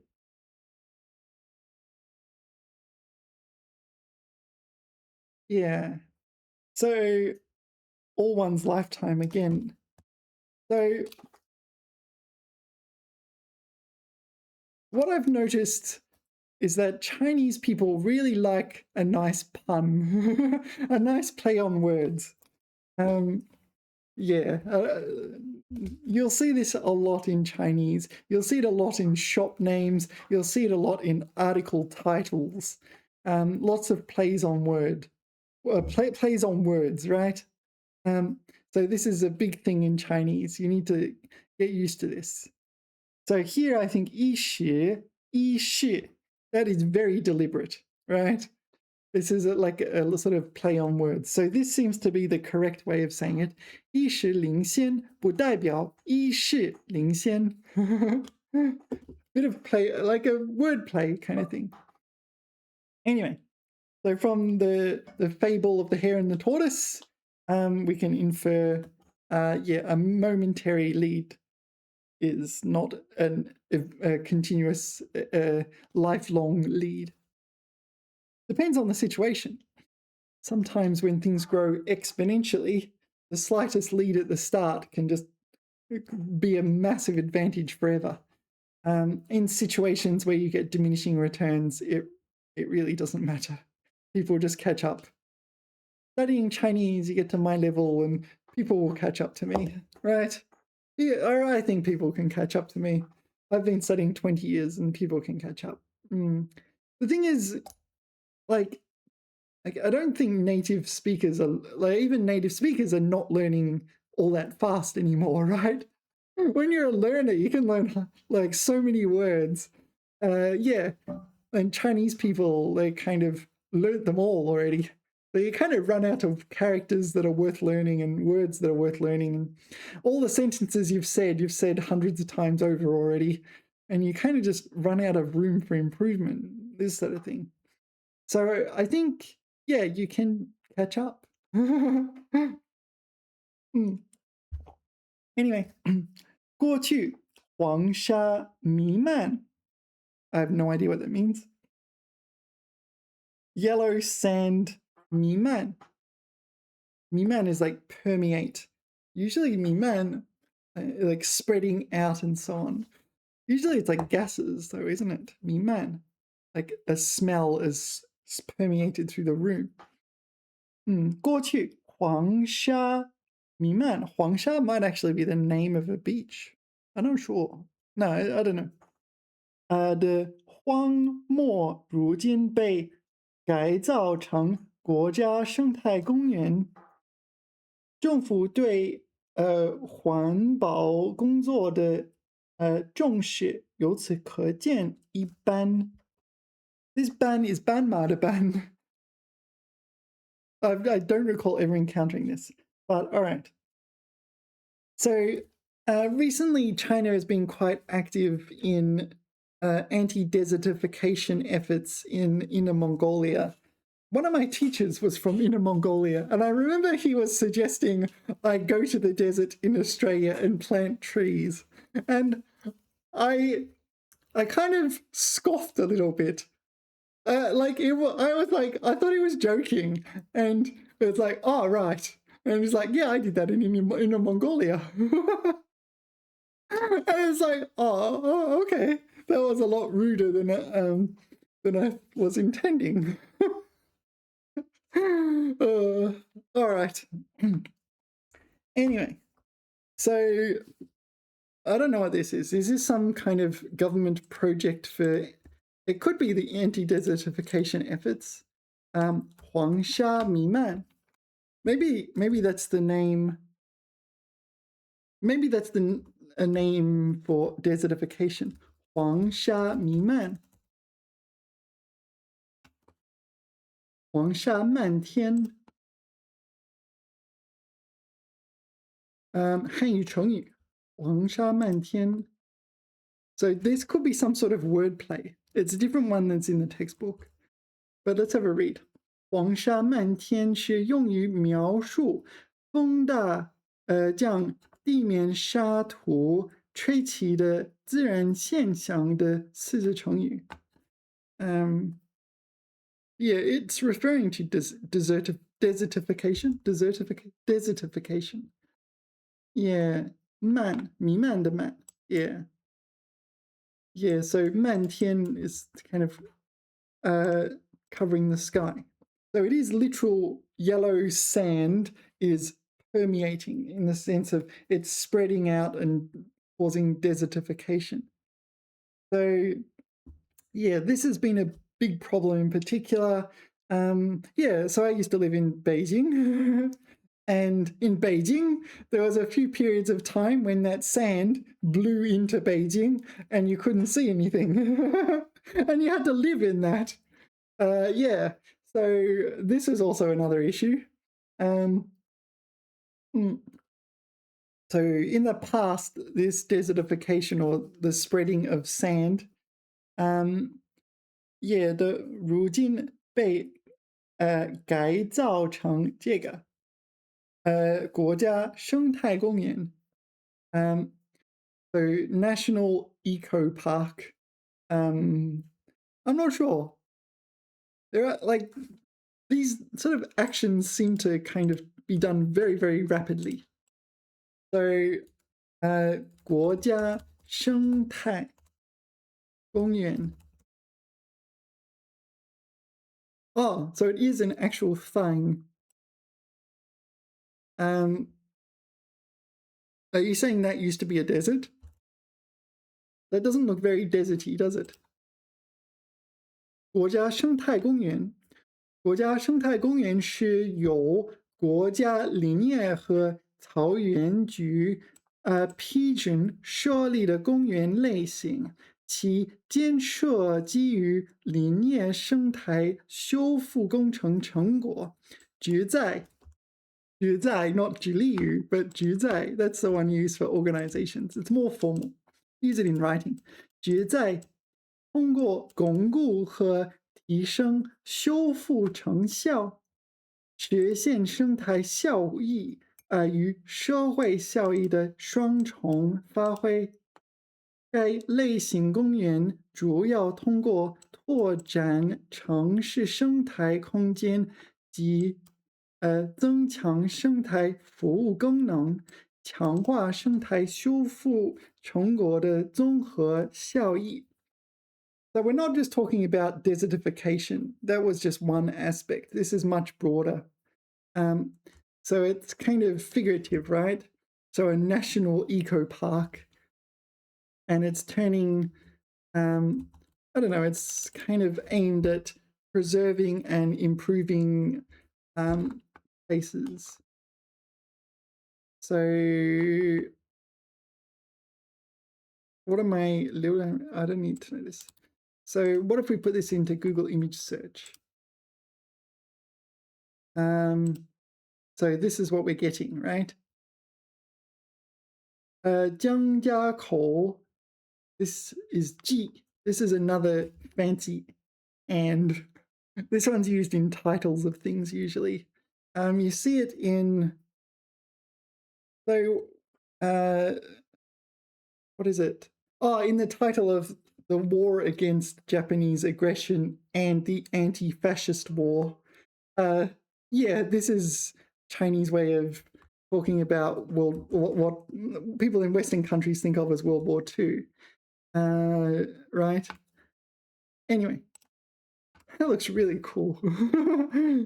Anyway, that was a fancy G. What was I meant to say? This G. 洋河国家生态公园.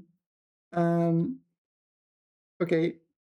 为旧水山斑驳画卷. Alright. I'm meant to be learning about this. So these are the projects. So this is these are projects going on in China, right? Presumably across China. This is 重庆，重庆郊区的山王平歌，平歌寺，平歌寺。哦，它 OK， 平喀斯特，斯特 is no 喀斯特。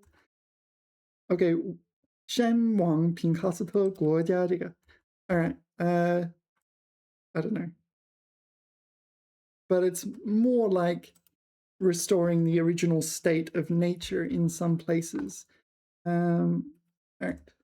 Anyway, this stuff is certainly worth investigating because sometimes it actually comes up on your exams. These kind of government policies that are kind of uncontroversial. Things like restoring the original state of nature and things like that. Yeah. So the grammar 由此可见一般. So let's look that up because I do not know this at all. 由此可见一般. 一般 a glimpse. Oh, okay. It is. So ban in Banma means stripe, but ban also means bandian, spot, right? Yeah. Do I have any bandian? Or maybe I have bandian. I don't know.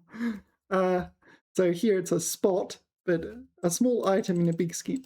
由此可见一般. All right. That's a useful word.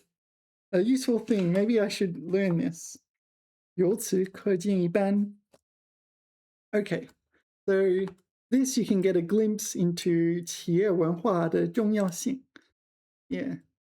So from this we can get a glimpse of the importance of enterprise. Yeah, so what this refers to is the previous content. So in a database like this, we're stripped of the context, right? So unfortunately, I don't know what it refers to. I need example paragraphs. Where is my highlighter? What's highlighter in Chinese? Here. It's 荧光笔, something like that, right? So I'm going to color this in. Is it 荧光笔? If I remember correctly, 荧光笔 highlighter. 荧光笔. Yeah, 荧光笔. This is my 荧光笔. This is my 黄色的荧光笔. 这是我的粉红色的荧光笔. 我还有另一个. 还有这个. 这个就是什么颜色？我色盲，是半绿半蓝的荧光笔。这是什么颜色？ I don't know. It's greeny blue. 绿蓝荧光笔. All right. Anyway, let's go to the AI. So let's get an example paragraph. Can I get an example paragraph using 由此可见一般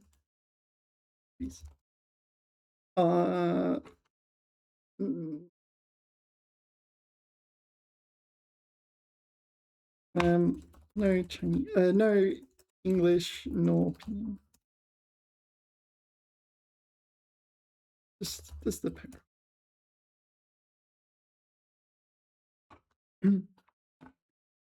周末清晨，小区门口那家早餐铺子，早已热气腾腾。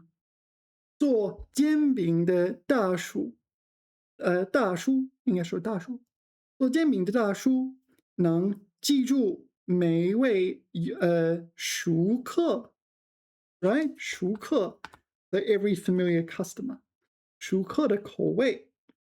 张姐，不要香菜，小李要多加辣。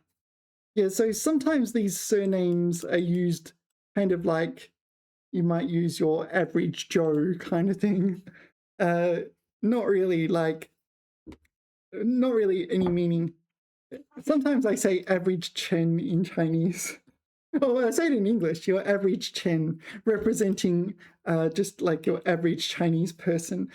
A lot of the time, so the thing is, a lot of people online get a kind of distorted view of what Chinese people are like. Chinese people in China are wildly diverse. Things like education level and things like the geographical location is huge, and the Chinese people who go online and speak to foreigners in English are the ones that have spent large amounts of their life studying English, quite likely have moved overseas, if not, or at least are students overseas. They're interested in doing things like PhDs and whatnot. These are not your average Chens, right? So sometimes, yeah, sometimes people online get a rather distorted picture of what Chinese people are like. Yeah, they think everyone here is like a PhD student. That's certainly not the case. Yeah. Anyway, 张杰不要香菜，小李不要加辣。住在山洞的阿婆，牙口不好，牙口不好，牙口。So this is just oral, orally bad, but in the sense of like she has tooth pain or something. Yako, conditions of one's dental health, right? Ability to chew. 总会把杂粮饼多搬一会儿，多搬一会儿，多搬一会儿，多摊一会儿。Sorry, 多摊一会儿。Okay, I did not know this. Tan I've seen used for maps. You get a paper map. You spread the map out on a table. So yeah, 摊开地图. So it's very similar to that. 煎的软鞋再递过去. Okay, so presumably 大叔 大叔 presumably 大叔 is engaged in 外卖 sending 外卖 to people's houses if you're going 递过去。来的客人不论穿工装的还是背书包的，他都笑着招呼。零钱筐里自己找零 this is 找零钱 is that right? Okay, 找零 I didn't know this word is a thing, but okay. 从不多问一句 never asking too many questions, is that right? 这铺子开了8年，周围换过好几家店，唯独他每天准时升起白烟，风雨无阻，由此可见一斑。Okay, so from this we can get a glimpse, and we have a M dash, Chinese M dash. Okay, 这座看似匆匆忙忙的城市里，人与人之间的那点温度，全藏在这些不起眼的细节里了。Yeah, that's really profound. That's really what life is like in a lot of places. There's these kind of subtle things that just people cannot understand. Yeah, there's a lot of. I remember my relationship with my father, and yeah, there was a lot of subtleties that nobody in the world other than us would really be capable of comprehending. Like, there's just an unspoken communication. It's just, all right. Yeah. I don't know. No one else would really appreciate it. And yeah. And there's just so many like really subtle things that mean nothing to anyone else. It's not just they mean nothing to anyone else. It's like almost like it's incapable of meaning something to anyone else. Yeah. Yeah. So there's a lot of subtleties like this. So 由此可见一般 yeah, so if I gave an example, I don't know if I want to talk about my father just uh, publicly like this, just at this moment, but you get the idea. There'll be some subtle communication between us. I could give you an example and maybe use 由此可见一般. You can get a glimpse into the relationship I had with my father. Yeah. All right. So I kind of like this word. It might be one I want to use on my exam, because in the exam you need to write essays. You're not just yeah, you're not just whipping up a few sentences or even a paragraph. HSK5 is like a no, it's like it's a very short paragraph, bunch like maybe 4 or 5 sentences. HSK6 you have to write an essay, but for the 2.0 version you're kind of rewriting an essay from memory. HK 3.0 level 6, you're kind of you're writing an essay. It's not especially long, right? Was it 400 characters? I think I went to 700 when I did it. I got good marks. Yeah, you got to worry about typing speed. 一众 presumably 众 here is being used as a measure word meaning a crowd. 一众朋友, 一众工作人员, 一众游客. It's perhaps hyperbolic. Crowd of friends, a crowd of workers, a crowd of travelers. Okay. 此举相当暖心，打动了一众网民，网友，一众网友，也将老年人如何更好适应数字生活的话题，再次带进公众视野。So it's used as a measure word. Yeah, measure words are a lot more flexible than we're taught as beginners. Yeah, so do you know Avatar: The Last Airbender?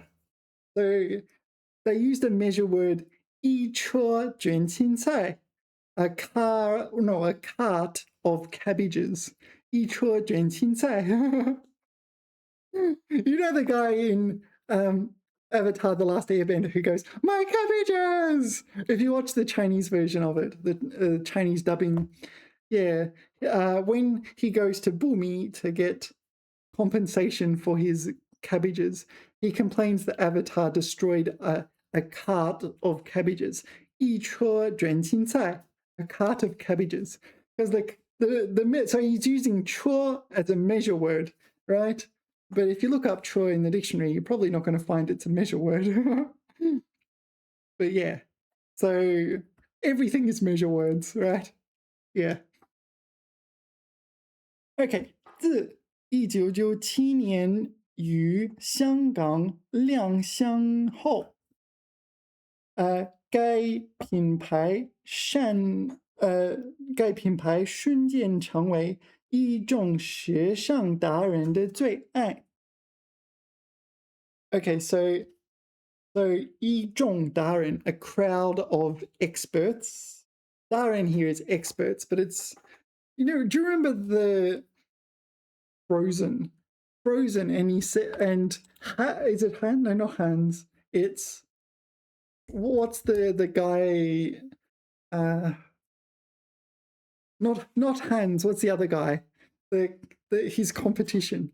I forget his name. Anyway, he says he knows some love experts, right? So that is Darren, experts in that sense. 爱情达人, you're an expert on love. It's used somewhat loosely, right? All right. So here, 时尚.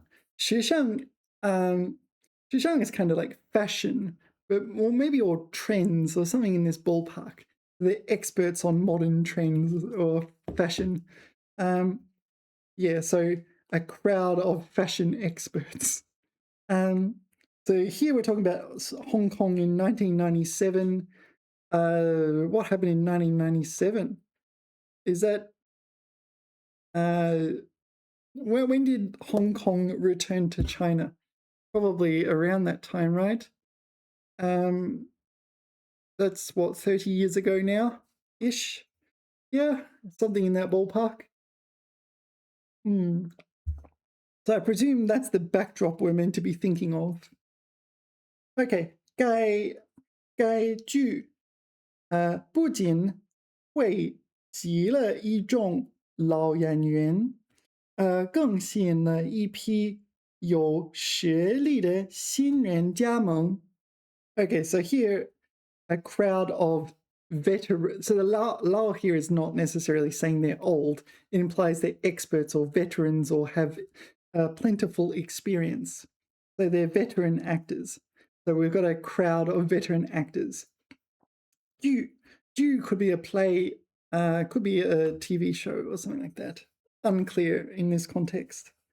Yeah, but it's attracted this crowd of veterans. All right. 视野.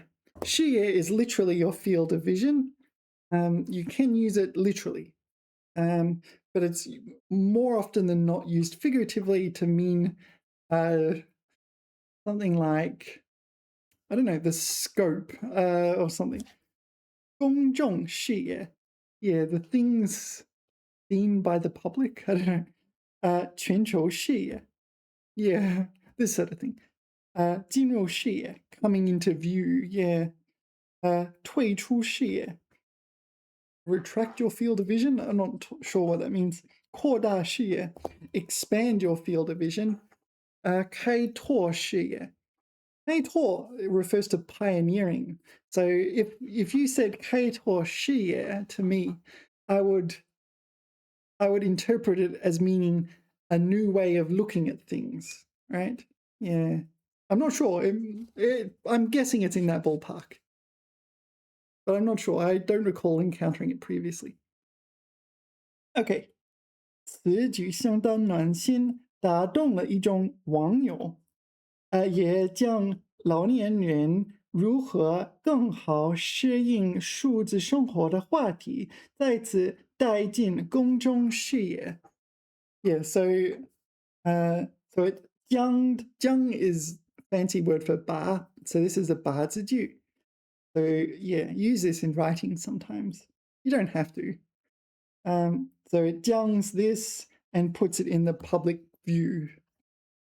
由于经营不善，这个老品牌慢慢淡出了人们的视野。淡出了。淡 can be used to mean diluted from their field of vision. 淡出。Fading out. Yeah, that's a better translation, isn't it? Fading out. Fading out from their field of vision. All right, so obviously this is all very figurative, right? So we're not talking about, all right, we're talking about an inadequate business conduct, right? Businessing. I'm not into business, you know, like you're managing and conducting a business, but you're doing it inadequately.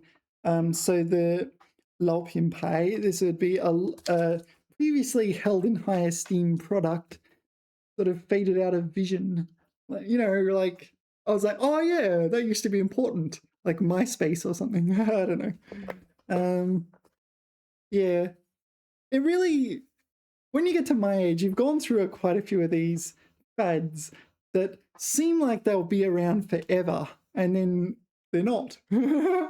It's like business seems like it'll be around forever, and it's not. Yeah. 我热爱旅行，因为可以在旅行中认识很多朋友，开阔视野。Yeah, so it expands your field of vision, traveling and meeting new people. That's a very, very common thing. That's one of the advantages of traveling. You certainly learn all sorts of new cultures.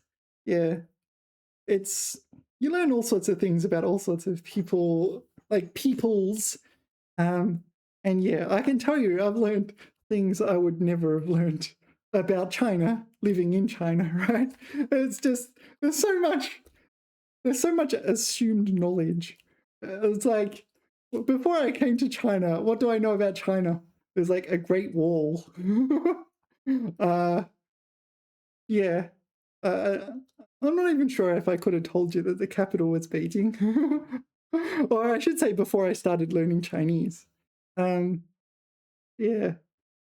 I know everything was made in China. Like all my clothes were made in China. I could have told you that. And I could have told you like the employees and the bosses at companies in Australia were giving all our jobs to China. And now I'm here and yeah, wow. There's so much to learn. Anyway, Hongo, literally a gulf or chasm or something. But normally it's used figuratively. Hongo. Wide gap, chasm, yeah. Normally used figuratively, right? Yeah, 比喻明显的界限或距离. So an evident boundary or distance between things, right? Where duty is not also interpreted figuratively. Distance is figurative. 数字鸿沟, like a digital gulf, GULF gulf. 年龄鸿沟, 知识鸿沟, 认知鸿沟. Yeah, these are all figurative. Okay.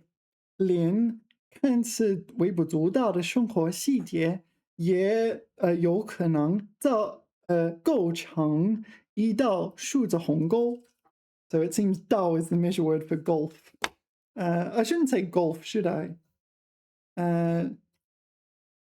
What should I? Chasm. No, gulf. It is gulf. GULF gulf. No, I can say gulf.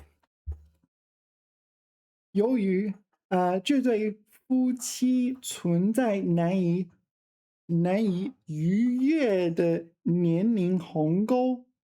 Yeah, this one, I think in the previous video, we saw it.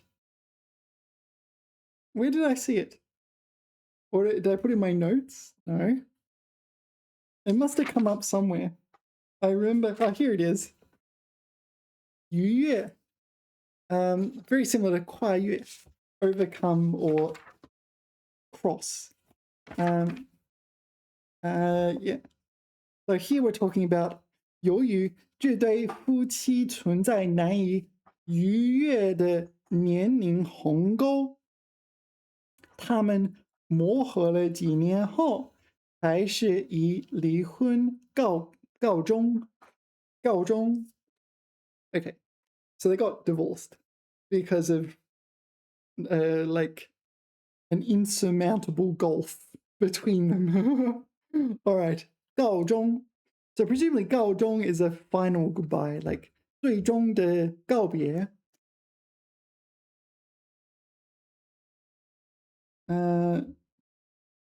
Okay, 宣告终结. Yeah, it's a final goodbye kind of thing. Yeah, this one's a new one for me. Although I can infer it from the characters. 由于富人通常能比穷人更快地获得信息，因此大众媒介传递的信息越多，二者 is this method, right? 二者之间的二者 sorry, 二者 is both. Yeah, sorry, I get them wrong. There's 后者 is the latter, 前者 is the former, 二者 is both, right? Okay, 二者之间的知识鸿沟也就越有扩大的趋势. So there's kind of an information disparity between the rich and the poor. Yeah, it's often used to kind of, I don't know, profit, right? And information imbalance. So something like the shop knows all the tricks of the trade and so on, and they will try to manipulate you as much as possible to maximize profits and things like that. 大众媒介传送的信息越多, so this is referring to mass media in the sense of going online and putting negative comments on shonky businesses. Yeah. However, it's still saying that there's an information gulf between them. Yeah. All right. 顺畅, smooth, flowing, unimpeded, unobstructed. 交通顺畅, 交流顺畅, 心情顺畅, 呼吸顺畅. Yeah. The chang does imply like connected, right? 通畅, right? So things are connected to each other. So 顺 is smooth. Yeah, so it's smooth and unimpeded, unobstructed, right? So traffic, communication, 心情顺畅, your emotions are unobstructed. 呼吸, your breathing is unobstructed. 让老年人更好分享信息化时代的发展红利，需要以更多的耐心帮助他们，从而让他们更加顺畅的拥抱智能生活。All right, so 拥抱 is literally embrace, but it's used figuratively in a lot of circumstances, in English too, actually. You embrace technology. You can also embrace your child. Same in Chinese, it's figurative and literal. You can embrace a child, you can embrace the future. I don't know. Anyway, so you can, if you do this, you facilitate the elderly to more smoothly embrace a smart lifestyle. Something in this ballpark. 由于该市严格执行交通法，违章行车的行为大大减小，交通顺畅多了。So here the traffic flows smoothly. We've got some unspecific city rigorously applying traffic laws, rigorously or strictly. And yeah, so the illegal behavior or infringing behavior is probably a better translation. Infringing behavior has reduced significantly. 在我们的日常交际中，想要交流顺畅，就要提高自己的沟通技巧。Yeah. Yeah, so here we're just talking about communicating smoothly without obstruction. How do we do that? I don't know, you want to 沟通技巧. You want to improve your communication techniques. I don't know, it's very unspecific.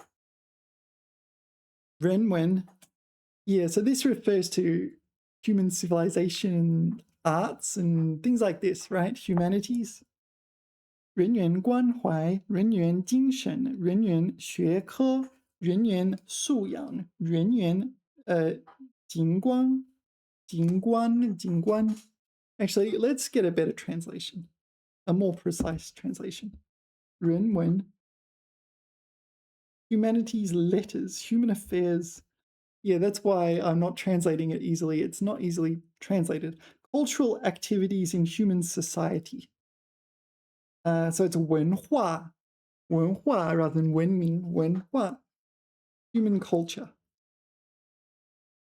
这体现了信息化时代的人文关怀. So human culture 关怀 is embrace. I don't know. It's very unspecific. The essence? No. 关怀. Yeah, it embodies the human cultureness of the information age. I don't know. 人文关怀 here. Humanistic care. Yeah, all right. I don't know. If the dictionary is struggling to translate it, I'm not gonna bust a gut. 要在全社会培养友好和谐的环境意识，弘扬崇高科学的文明风尚，倡导以人为体，sorry，以人为本的人文精神。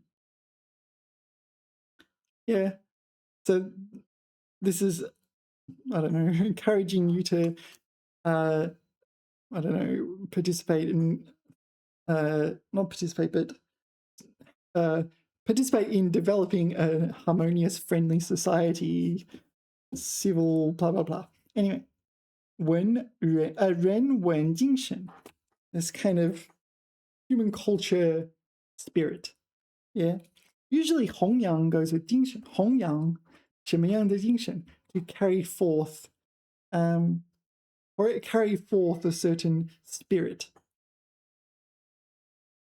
教师要有扎实的专业基础，一定的现代科学知识及人文素养。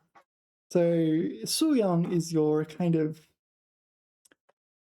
I don't know, it's a kind of an abstract concept. It refers to these traits you have. In this case, you have some kind of, it's always a positive trait. It refers to like your qualities or characteristics.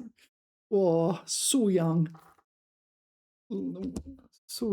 These things are really hard to talk about. Attainment. Yeah, attainment in self-cultivation. That's probably this one. Accomplishment. I do not think this is 成就. No. This one. Attainment in self-cultivation. But it's not necessarily self-cultivation. Yeah, anyway.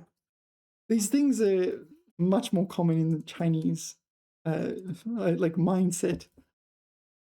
优化, to optimize. It's a verb. It's very, very similar to English, to optimize. 优化环境, 优化结构, 优化方法, 优化布局. Yep, they all mean what you think they mean. 在上海，有医院调大门诊标识诊间字体，改善在线预约系统布局，致力于优化老年人就医环境，打造老年友好界面。Yeah, so we're optimizing this environment.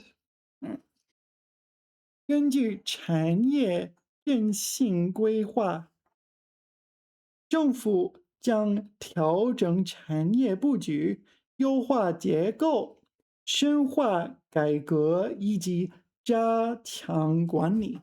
So we're optimizing the structure of 规划 some plan.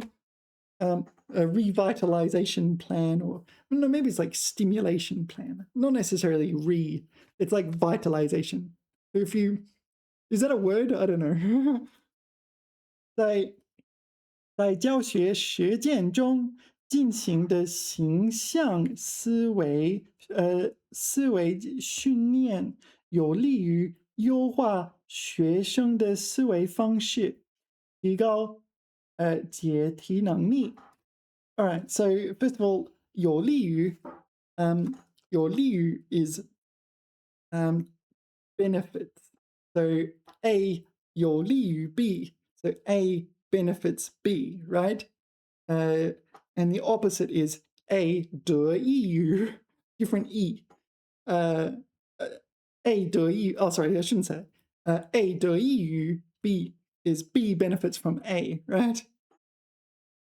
So A 有利于 B, A benefits B, whereas A 有A 的益于B is A benefits from B. Well, you get the idea. Yes, you do. Stop saying that. Okay, 优化学生的思维方式. So we're optimizing students' thinking model, thinking form. Yeah, I don't know. It's very abstract. These textbooks often work in the ultra abstract kind of thing. Anyway, okay. 信手拈来. Yeah, this one was a new one for me. So 随手拿来. So this is anyone can take 信手拈来. 多指写文章时能自由纯熟的选用词语或应用典故。这到底是什么意思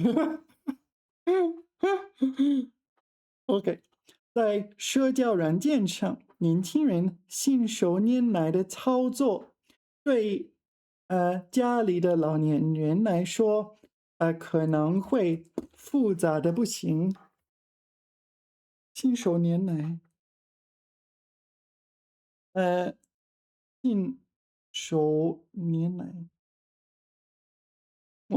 信手拈来，拈来，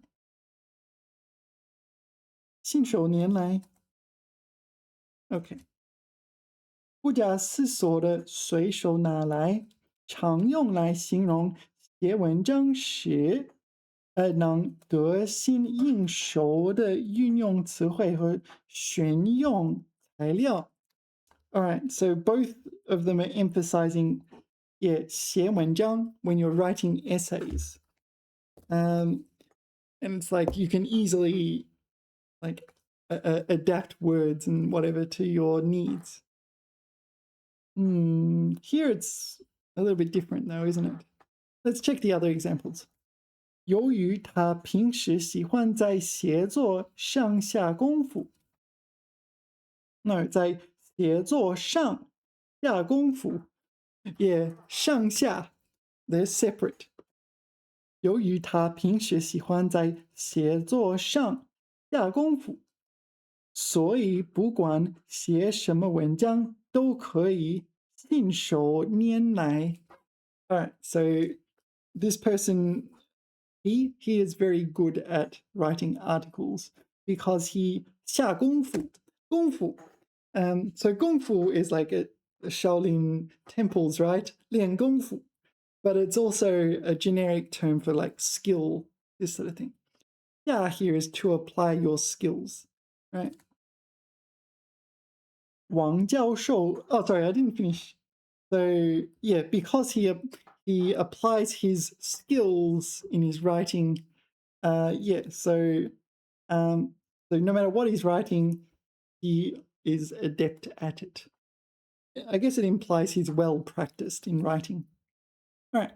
王教授知识渊博，讲其课时，各种典故总是信手拈来，十分生动有趣。Okay, so 典故 would be classical story, right? Something like the Weaver Girl and Cowherd would be a classical story, I guess. I'm not sure what counts as a classical story. 典故 literary quotation. It's not what I thought at all. Illusion.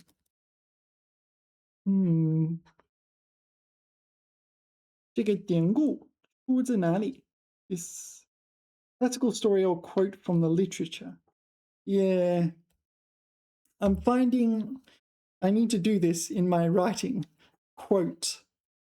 Yeah, I need to quote things. Anyway. 典故, where were we? 典故.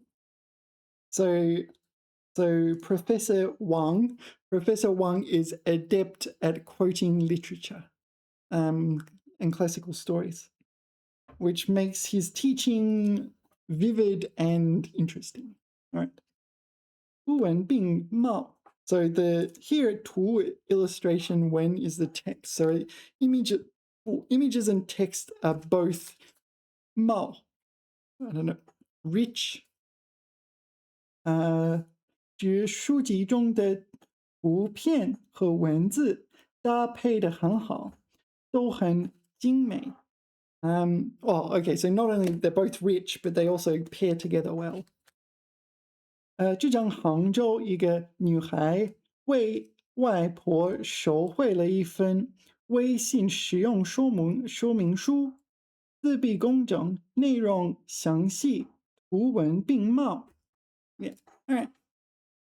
So she wrote this, and it's got illustrations and text, and it's very useful, and they work together well in harmony.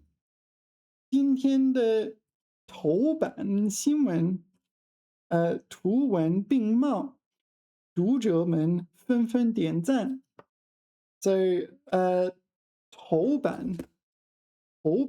So is that another word for headline or front page news or something? 头版. Front page of a newspaper. Yeah. 头版. That's a new one for me. But maybe because we don't have newspapers here very much anymore. Anyway, so presumably this person, whoever wrote the sentence, is envisaging a newspaper stand, and on the newspaper stand there are like eye-catching images and like eye-catching text, and they work together well, and it's like, oh, that's it. I'm going to 点赞. 点赞 would mean it's online though, won't it?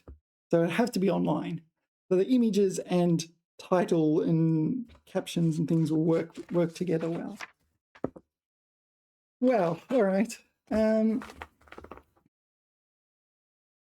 There's a lot more to this than I was anticipating. We'll finish this batch and then we'll call it a video. Sorry, I was hoping to keep them around 2 hours, but we'll see how we go. 文化节盛 what? 文化节盛况空前. Is there a 成语 here? 盛况空前. I don't know. 来自各地的记者在现场向世界发出的图文并茂的报道。文化节盛况. How does it split apart? 文化节 Oops. 文化节盛盛 There's no 节盛 盛况. Okay, this is a 成语. That's why I didn't recognize it. 盛况空前. 空前 is a word meaning unprecedented. So empty past. So 盛况空前, and so 盛况 seems to be a word as well. So meaning a grand occasion.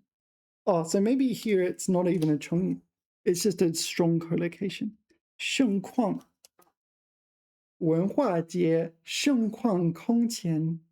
So this grand ceremony for a cultural festival is unprecedented. Something like this point. Something like this. So the journalists are in international news reporting, I don't know, they're writing this kind of report. All right, yeah, you get the idea. It's got good text and good images.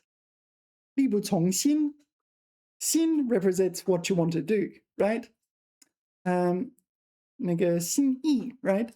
It should say 心意 here somewhere. I don't know. 心 represents what you want to do, but your 力 does not comply, right? Your 力不从心, your power, you do not have the power to do something. The spirit is willing, but the flesh is weak. 指心里想做，但力量或能力办不到。Yeah. You want to do it, but you can't because I don't know, because you physically can't do it, right? You physically can't. Yeah. Maybe you don't have the capability, or because you do not have the strength. 然而，一些老年人对此却感到力不从心。Yeah, they want to do it, but they can't. 我年纪渐大，但要做的事还很多，所以常感到力不从心。Yeah, this happens in your 20s and 30s, right?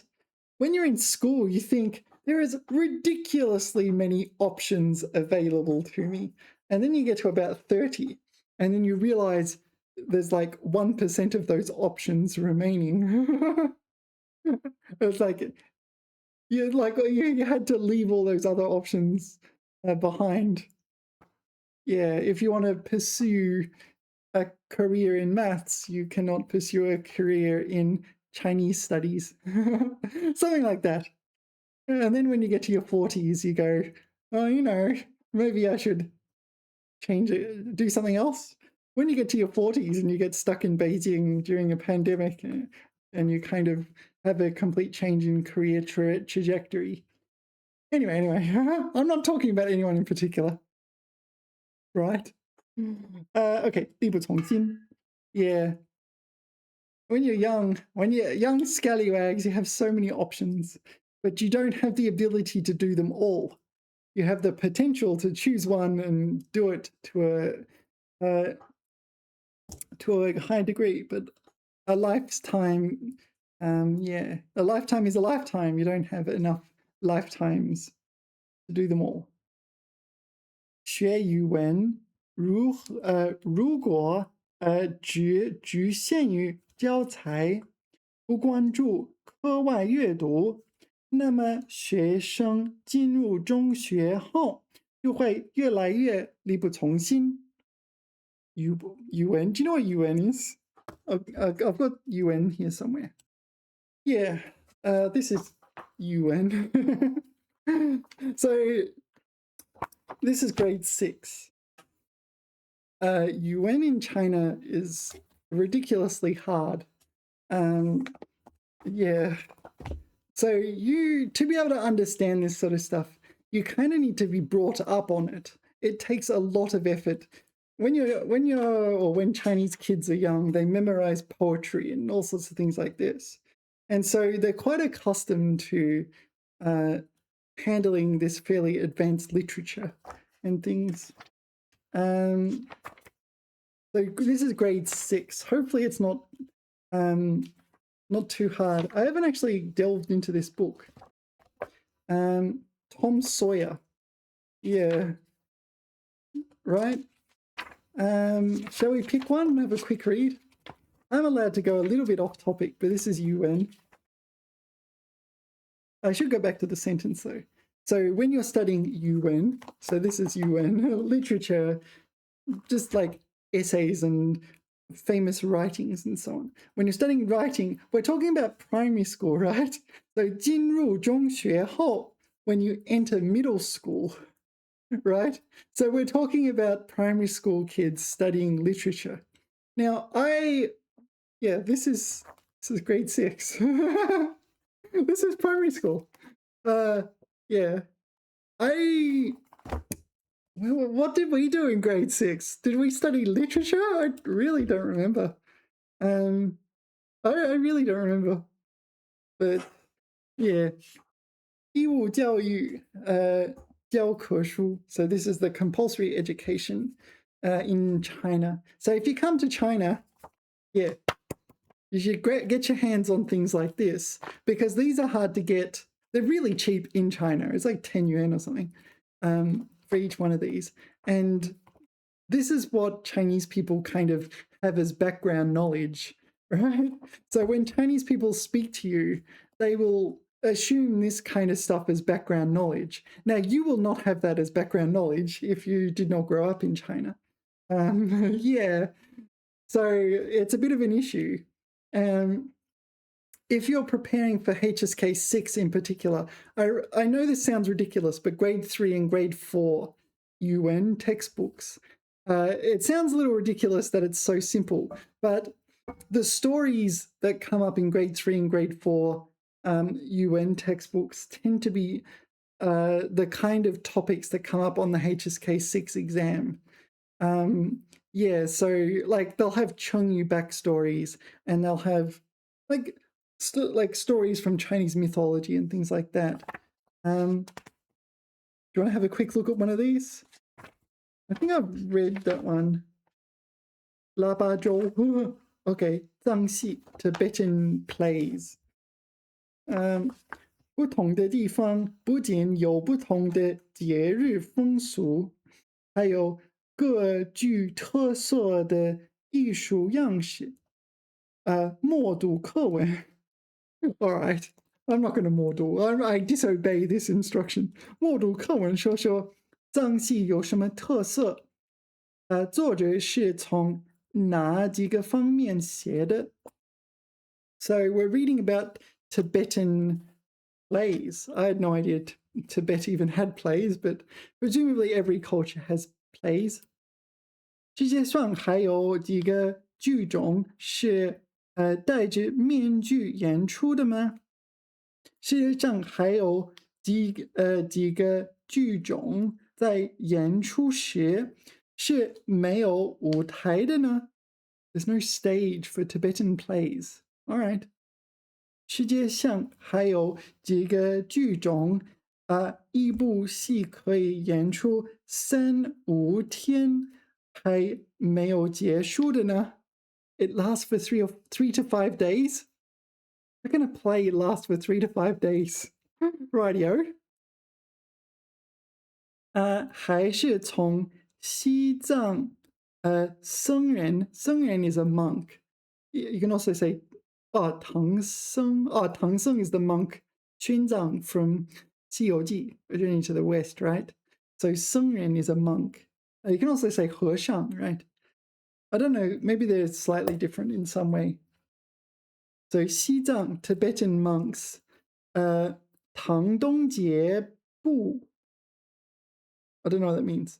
唐东节部的传奇故事讲起吗? Yeah. Anyway, you get the idea. It's already pretty challenging at this level, right? It's already fairly challenging. I remember back when I was living in Beijing, I bought grade 7 UN textbooks, and it was insanely hard. And yeah, I thought, no. I ended up abandoning that. That was just too hard. I wasn't really learning. It was a grind. It was a punishing exercise. Maybe I can handle it now. I'll show you one more thing. Yeah, so here's another one. 瑞阅读. So this is 初中. This is middle school, so grades 7, 8, 9. Although in Chinese you say 中一中. Yeah, no, what is it? 中一中二中三. You don't say 七年级8年级6年级 sorry 7年级8年级9年级 sorry. In Australia you have that kind of system, and this is what it's like. I've studied some of these. They're really intense. This is like genuine literature, and you can see some of the questions are really kind of intense. They're asking about what kind of how do I say this? What kind of idioms are being used? What kind of like linguistic constructs are being used? Things like parallelism and whatnot. Yeah. I remember some of these. These are pretty intense, some of them. Yeah, I think now I could probably handle them better. But if you want to read that, yeah.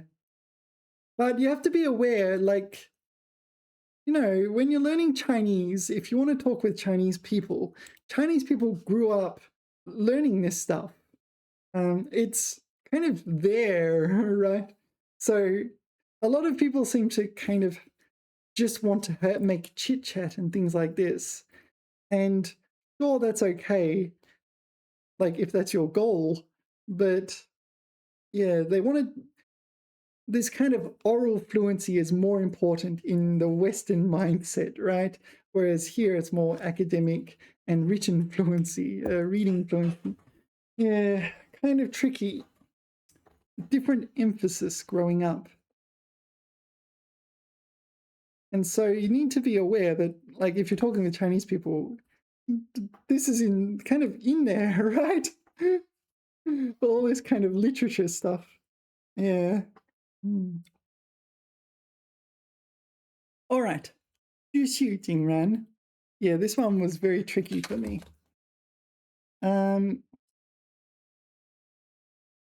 继续井然，管理规范，有条理，不混乱. Okay, so it's just orderly, right? 预约挂号，写的就医问诊，秩序井然. Okay, so it's just like 有秩序 or 有条理. Yeah. 在各班老师的带领下，学生们秩序井然的排队走进了博物馆. All right. They lined up neatly and orderly to enter the museum. That's another thing. That's another living in China bonus. You can go to museums. You can also go to. I do that. Like, I'll be studying something. Yeah, yesterday I looked into Zhuangzu. Zhuangzu is an ethnic minority in China. And I heard about Zhuangzu has Sanyue-san, a festival on the third day of the third month of the lunar calendar. Zhuangzu. And now I want to go to Guangxi. I hear Guangxi is where lots of Zhuangzu are.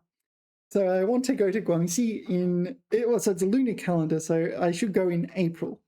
With Sanyue-san. Maybe, does anyone want to go with me to Guangxi? We'll go to Guangxi, Nanning. We'll go to Nanning and we'll go figure out some, go enjoy some Zhuangzu culture. Yeah. Have you seen, like, Zhuangzu? There's like a different writing all entirely. They use Latin characters, Latin letters. And yeah, it's almost like the equivalent of adopting pinyin, right? This is just an analogy. I don't know how to speak Zhuangzu. I don't even know what Zhuangzu. Yeah, it looks really interesting. So yeah, I feel like I want to try that. But if Zhuangzu culture comes up on the exam, and it very much could do, yeah, at least I'm not completely unarmed. Yeah. Okay. So what we're talking about? Yeah, going to museums. That's another living in China bonus. Yeah, if you're studying Chinese, living in China, you can just go to museums. Sometimes they have those headpieces and they'll just take you on a tour around the museum and you get a lot of listening practice. And they've got like literally the artifacts right in front of you. Yeah. However, museum vocabulary is pretty advanced. So, there are words that you would not come up in everyday speech. Not unless you're like an archaeologist or something. Then you're going to talk about it all the time. OK， 比赛结束，观众们依次退场，没有争先恐后，没有拥挤堵塞，现场秩序井然. All right, so not this, this. So sometimes when you're trying to teach a word, you will often use the antonym. So these are antonyms of this one, right? So they're all struggling to get in first place. And this is 拥挤堵塞, so crowd and stuff. stuff into a certain location. Yeah. 一筹莫展. Yeah, so this was another way of saying 不知所措, right? Something in that ballpark. 金融一时拿不出一点办法，没有任何进展。All right. 一筹莫展的老人不得不站在挂号机前寻求导医的帮助。Yeah, they have no idea what they're doing. They're faced with this 挂号机. So when you go to Chinese hospitals, you need to 挂号. Yeah, you don't have this concept. Like, if you do it in Australia, what you're going to do is go to the front desk and say, I have an appointment at such and such a date, or such and such a time, I should say. Normally, you don't go to the go to the hospital in advance or go to the doctor's office in advance. So I have an appointment at such and such. So you don't normally just take a ticket, right? Whereas in China, you can like literally take a ticket. Or maybe nowadays it's with QR codes or something. I haven't done it in a long time. Okay, but you need to kind of somehow register your place in the queue. Yeah, so that's 挂号. 汽车在高速公路上突然熄灭，手机又没有电，如此窘境，让人一筹莫展。Okay, so presumably the person saying this is like a pedestrian, and they're relying on the traffic to provide light, but the cars just disappeared, and now, yeah, don't know what to do. 手机又没有电. Yeah, normally you would pick up your phone and use the light on your phone, but there's no 电, so I can't do that. 如此窘境. 窘境 is something like predicament. 窘境. It's a nice word to use. I like the word 窘境. 由于案情离奇曲折，几乎没有留下任何线索，当地警方一筹莫展. All right, so we're talking about this case. So this case is like a criminal case or a case that needs investigating by the police. There's like lots of unexpected twists and turns. 没有留下任何线索. 线索 is a clue in the sense of you're a detective, you're searching for clues. 线索. So 警方, the police. The police are kind of scratching their head. Oh, we've got nothing to go on. And sometimes it's like that. There's not much you can do. 无所适从. Something like you don't know how to adapt, right? 绝不知听从那个好或不知怎么办才好. No, I was wrong. Not how to adapt, but I just don't know what to do. 无所适从. 无所适从. Yeah, just another not knowing what to do. They're very similar.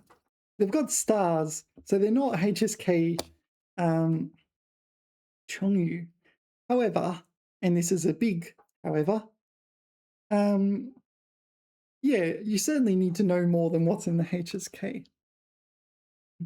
在餐厅扫码点餐，移动支付方便又卫生，而还在使用老年机的人，就会无所适从 unable to comply. Something like this, unable to do the thing that they're expected to do. 太多人对他提出建议，弄得他一时间无所适从. All right, so he's got too many suggestions coming in, and so he doesn't know what to do. There was an old woman who lived in a shoe. She had so many children, she 无所侍从，她无所适从。She didn't know what to do. Do you think that would be possible? I don't know. Let's go ask the AI. Can you use 无所适从 to translate the poem about the old woman who lived in a shoe? So yeah, there was an old woman who lived in a shoe. She had so many children she didn't know what to do. Yeah. So, oh wow, this is the Chinese version. It's so much shorter. 写中老 What is that? 老妪鞋中老妪育儿多，终日慌乱无所适从。Yeah, that's not very poetic. All right. It works, doesn't it? Here we go. 鞋中有老妪. I can't believe this. Is this in the corpus? So for those who don't know, got a corpus of characters. I have no idea if this character, it's not in there. 老妪. All right, so I have to make a little note. Yeah, so the corpus is called More Than Enough Hands. It's designed for kind of what I call an endgame corpus. It's meant to list all the characters I would ever need to know in life. So when I see a character outside the corpus, I'm very curious. 老妪. And so I make a little note here of the characters I see outside the corpus. Yeah, sometimes it's screenshots. Sometimes, yeah, my Chinese teacher used this. Oh yeah, 眼见一该. I didn't know this character. And now, yeah, 鞋中有老妪. There's an old woman in a shoe. Sorry, 幼稚的稚，稚子，稚子满堂多，日夜不得喝，不得歇，惶惶无所适从。It wasn't old. It sounds better in English. All right. Anyway, how did we get onto this? I don't know. It happens. Oh yeah, because this guy, he had too many suggestions. He would be unable to implement all of them. So for a time, he was like, I have no idea what to do. There's way too many suggestions. We have to filter some of them out. 如果政府政策摇摆，缺乏连续性，便会让民众无所适从，从而失去公信力. Right, so they're talking about government policy being wavering, right? Constantly changing and adapting. Yeah, this happens. This is happening in America, right?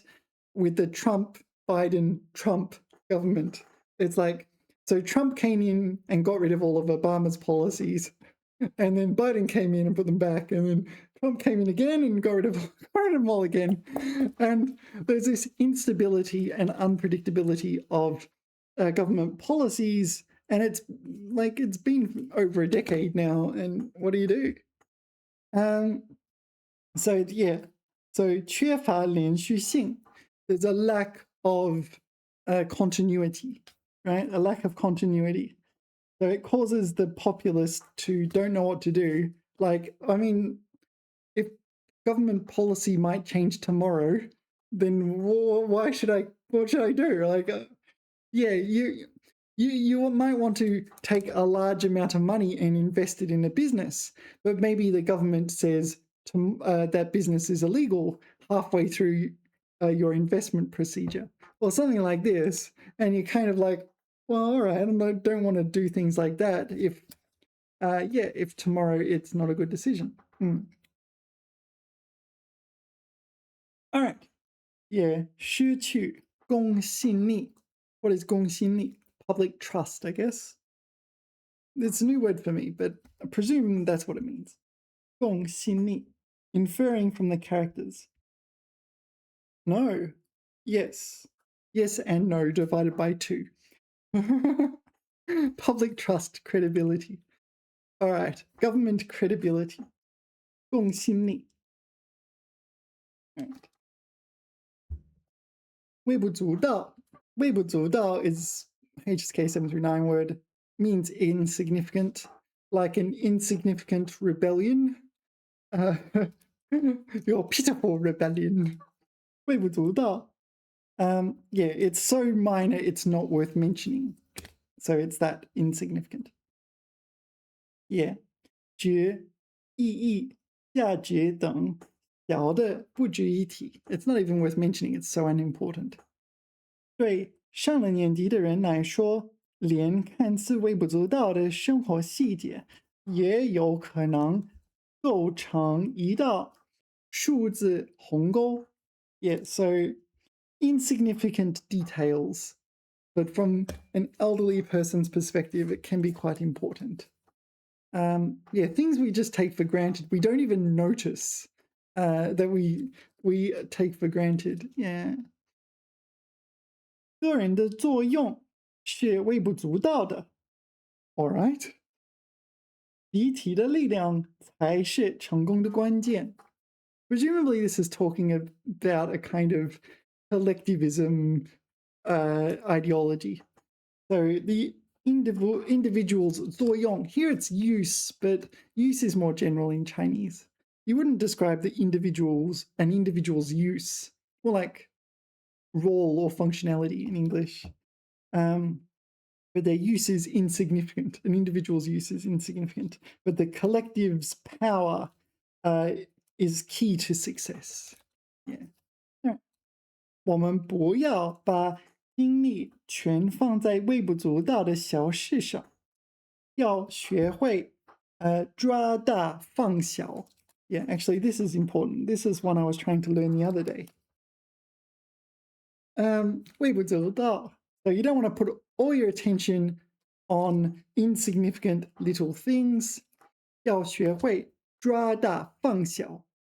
Yeah, so this is one of these things. It's like, in English, you say choose your battles and this sort of thing. Choose your battles. So maybe someone insults you and it's like, oh, yes, it's not appropriate. You kind of could fight back, but you know, if you want to do things with your life, you can't fight every single like slight and things like that. Yeah, 抓大放小. This one looks worth learning. I'm pretty... Sorry, that was a lot louder than anticipated. That's my coffee cup on a glass table. Did I have this in my notes? Not recently. Sorry, my notes are a bit of a mess. But no, I remember encountering this word and thinking, you know, I kind of want to learn this one. But no, it's not appearing in my notes. Anyway, let's finish this. 风驰电掣, 风驰电掣. Okay, so this was very, very fast, right? 形容非常迅速, 像风吹电闪一样. Right. 给老年人在风驰电掣的快时代留个慢选项. Yeah. So we saw that one. I don't want to go into it again. 在百里赛中，运动员们一个个风驰电掣般冲向终点. 终点 literally is the terminal point used in railways, but here it's the finishing line, right, in a race. So in the race, they're rapidly... 冲 here is dashing towards the finishing line. 冲向终点. So dashing towards the finishing line. Yeah, 一个个 emphasizes there's no real exceptions. One after the other. They're just all making a dash for the finish line. All right. 他把车开得风驰电掣一般. 我坐在车上紧张不已. All right, so he's driving recklessly. He's very fast, and I'm very nervous. Yeah. All right. It feels like I've been in situations where I've driven and people have complained about this, and it's been nothing. It's 微不足道. It's like not really. Nothing spectacular. It's just that when you're a passenger, it feels crazy. When you're a driver, it's like, oh yeah, because you're paying attention to everything. When you're a passenger, it's like crazy stuff is going on everywhere. Yeah, so ban, iban, and here it was just used as an attributive. Ban and iban. Here, this is kind of like metaphor alert, right? It is like this kind of thing. All right. So I wasn't expecting this to take so long. However, that's fine. I want to spend more time on task, right? If I'm doing useful things, I should do that. There's exercises I haven't done yet. There's a few pages, and I've got my own thing I want to do. That will be a surprise for the next video. Thank you everyone for watching. Remember to 点赞，别忘记点赞，别忘记留言说加油加油或者类似的，别忘记订阅，别忘记跟我学习，我们一起努力吧！别忘记不把全心身投入到微不足道的细节，别忘记帮助年龄大的人。别忘记，写日记。别忘记你自己的名字。Okay, enough. I'll see you next time, TTFN.